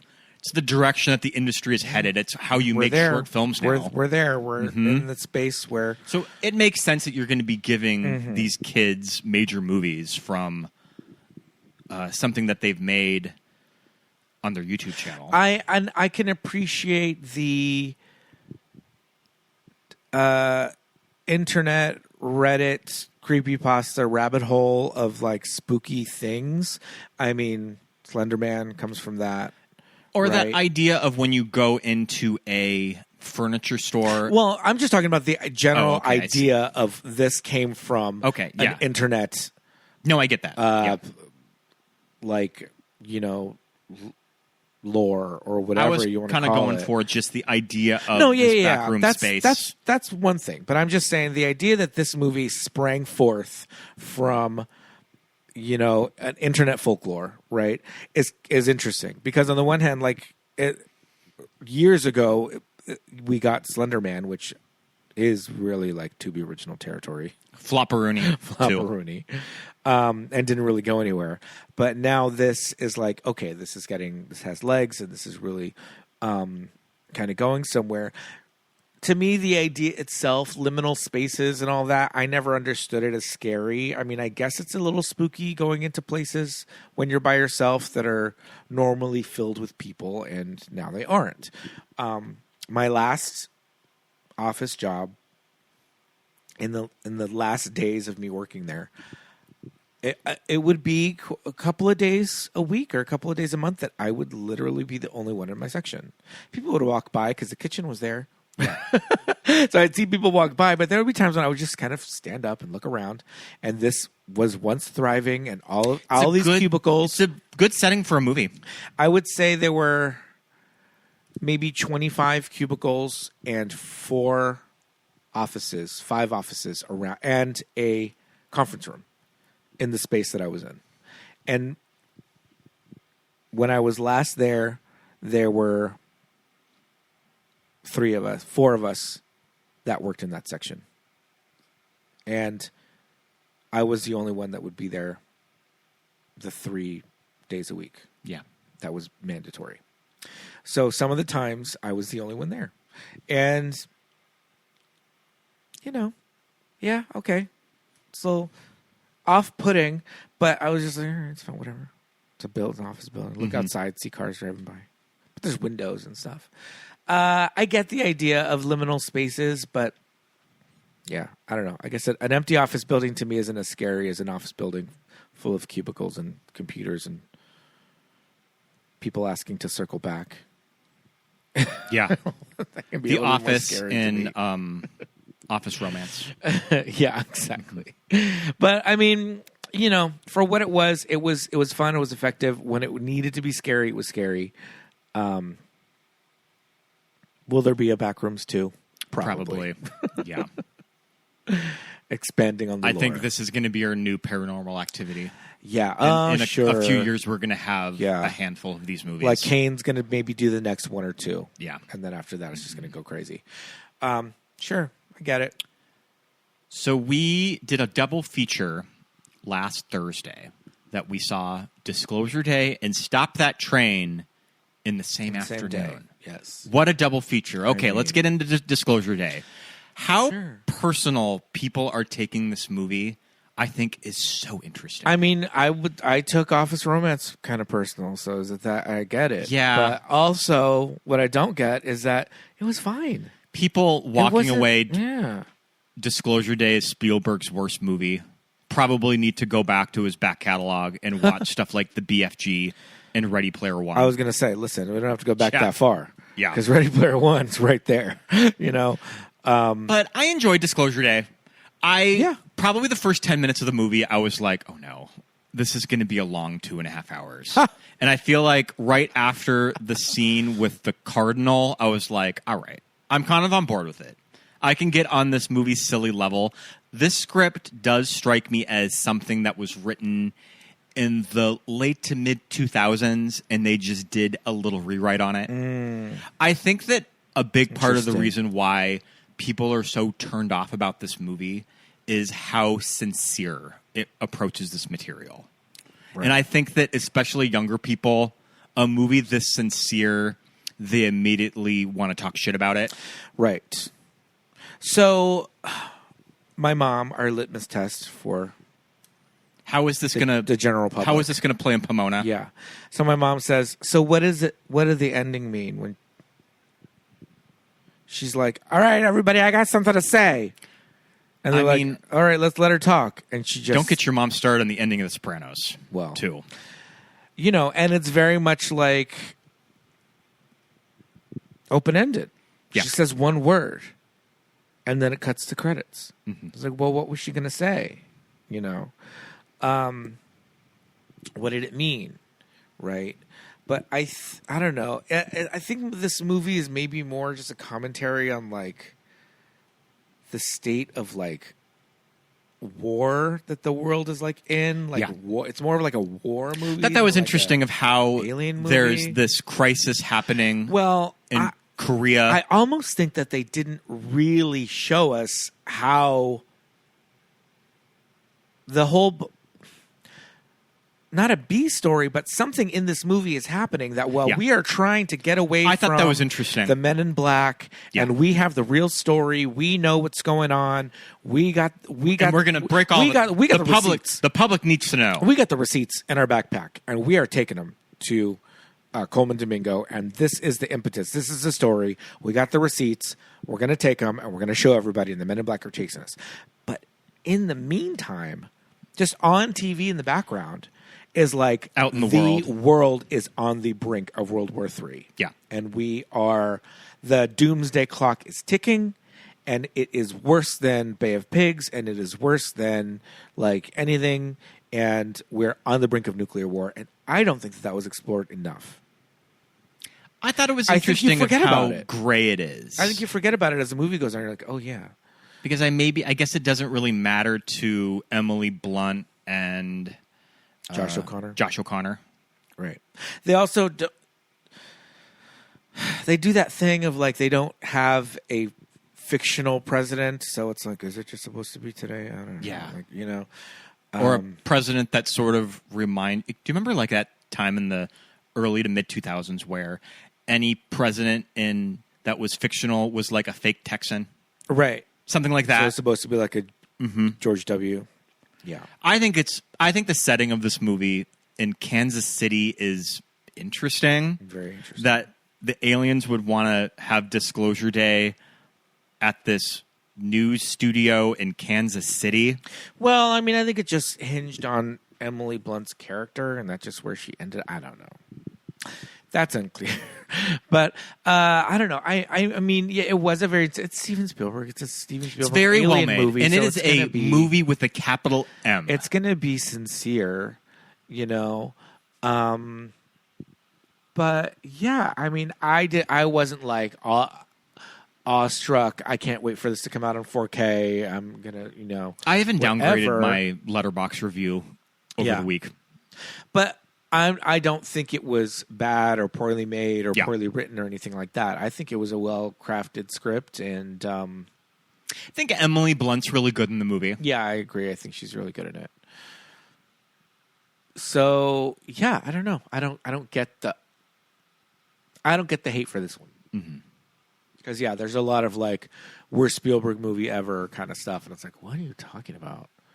Yeah. Have you not seen Ready Player One? That is a pile of garbage. Ready Player One, the BFG, The Lost World, not good. Did not see the BFG, but I can't imagine it being. Also, that weird World War II movie with with Belushi that no one talks about, 1941. Yeah. Well, no one talks about 1941. Okay, so we double featured this with Stop That Train in theaters June 12th. Yes. I mean, our audience was into it. Our audience had laughing. Really were. The two bears that were sitting in the same row as us were enjoying themselves. The two bears. There were some jokes that made me chuckle. Yeah. No, I do think there were definitely some jokes. There were some laughs. I think Rachel Bloom was funny. I think all of the comedians that they got. Yeah, like, I think there was some good cameos. Drew Droege, June Diane Raphael, I thought were doing some. Missy Pyle. Yes. And also, I mean, that's why you have to get a really great comedian, because Missy Pyle is doing that hacky joke that you see in movie and TV where an oversexed character has like a drink in their hand. Right. But I think that somebody like Missy Pyle can take it to that next level where it just kind of works. Yeah. Because they just have such great timing. Yeah, I agree. She was really funny. I think Rue was really funny. There was some good walk and talk stuff in the Oval Office. I think Rue was really good. There is he's kind of like a social media guy. He played Evan Mulrooney. He's the handsome guy who was the like Rachel Bloom's boss. Oh yeah, he was really funny. I guess he's in Only Murders in the Building and Fargo, but I only know him from his Instagram account and that body. But he was really funny in it. I enjoyed him as well. Yeah, I mean, you know, is it changing a lot of lives? Who knows? Did Ginger Minge need to be the main character? We really got the full fake Southern accent from Ginger Minge. Yeah. Like, there was definitely big portions of this movie that were pretty much just Drag Race mini challenges. Yeah. We got the full Rusical scene. Yeah. With Brooklyn, Marsha, and Simone. Yeah, and it's just like, okay, this is your character, and they had like their funny little punny names and all of that. And Ginger coming in and just like, all right, well, my character Tess is just gonna have this Southern accent for no reason. And it's like, all right, yeah, okay. Definitely some visuals that I don't think that this movie was intended to be shown on a movie theater. That this movie does look terrible. I mean, it is in some moments. It is a green screen extravaganza. At least it didn't have that Queen That Mopped Christmas quality where you can really tell that they shot Rue's scenes completely separate, and she's so far removed from everybody. At least there wasn't that. It wasn't as bad as the that weird Brady Bunch special. Yeah, which is pretty much like dead media now. You can't find it anywhere. Yeah, it's lost. The only media. like legacy it has is Candy Muse and the meme with the gun. Oh my god, I don't even remember that. As Cindy Brady. Yeah. Candy Muse is Cindy Brady. Mm-hmm. Yeah, that's right. It is lost media. I often forget that because I feel like we would just watch it if it was available. Who were your favorites of the Rue girls that were in this movie? I think Jujubee is really good. Jujubee, yeah. Monet, Probably nothing, Jujubee, yeah. Nothing role. Yeah, Monet was a weird. There's not a lot there. Monet was a weird one. Yeah. But yeah, I think of like Brooklyn, Marsha, and Simone. It's a little kind of interesting. Random pairing with all three of them. Yeah, why put them together? Seeing their faces on the big screen. I mean, even Marsha is known for being like this like twink and just like doesn't wear a lot of makeup and la la la. And she gets away with just being pretty and all that. And on the big screen, that drag makeup, you're just like, oh, that is a boy with lipstick on. Yeah. Even for Marsha. So you're like, oh, all right. Does it hold up? Well, maybe. But yeah, you're right. This probably was intended to be a WoW Presents Plus original. Or for Paramount Plus. Yeah. But I mean, listen, it's a theatrical release. It is in theaters. People can pay and go see this. It's been selling out screens in LA. Theater. Yeah, I mean, there's we're checking, and there's still people getting tickets, midweek at the mall for Stop That Train. So, I say bravo to that. And, it's a stupid, silly parody movie, so it does its job. I think that Nicole Richie has my favorite bit in the movie with her mother. Yeah. Can you please help me with my mother? Yeah. That's a very Airplane joke. Yeah, and it's the coffin. Yeah. Mm-hmm. Nicole Richie in her look in this movie in full drags, I thought she was Sarah Michelle Gellar. Yeah, same. I was getting them confused. I was like, okay. I would almost buy if both her and Sarah were separated siblings at birth. Yeah. Mm-hmm.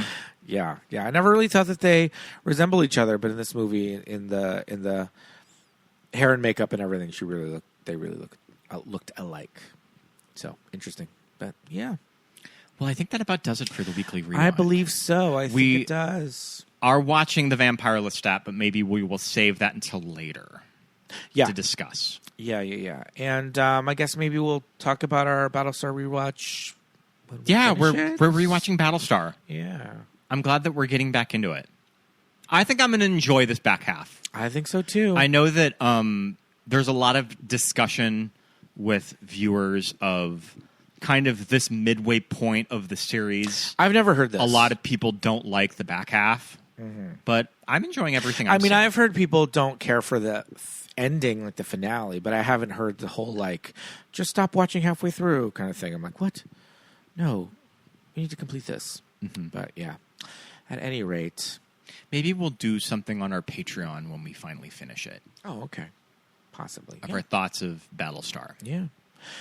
Well, all right. I think that means it is now time for Patreon shout-outs. Let's hear them. Let's say a big hello and thank you to all of our active patrons, including Charles, Chen Ming, Ma, Dana, Lisa, Jonathan, Jonathan again, both Jonathans, Teresa, Robbie, Ricky, Callum, Chava, Kitchen Party Clubhouse, Ronnie, Matt, Carla, Megan, Andrew, Stephen, SB, Brian, Deja, Amy, Erica, Anna, our friends at Hetty, Drew, Andy, Kate, Roberto, Daisy, Kelly, Chrissy, Laura, Thomas, Lori, Brenna, Lawrence, Lisa, Alexis, Thomas, Millie, Benny, Melanie, Susan, Paul, Jamie, Drew, Genevieve, Dawn, Josh, Aaron, Nick and Shannon, Christine, and Rufino. Thank you so much for being patrons. Join the Movies That Made Us Gay Patreon at patreon.com/Movies That Made Us Gay and get awesome bonus content. We have 3 levels of tiers, from a thoughtful donation at the $1 level. At the $5 level, you'll get the TV shows that keep us gay,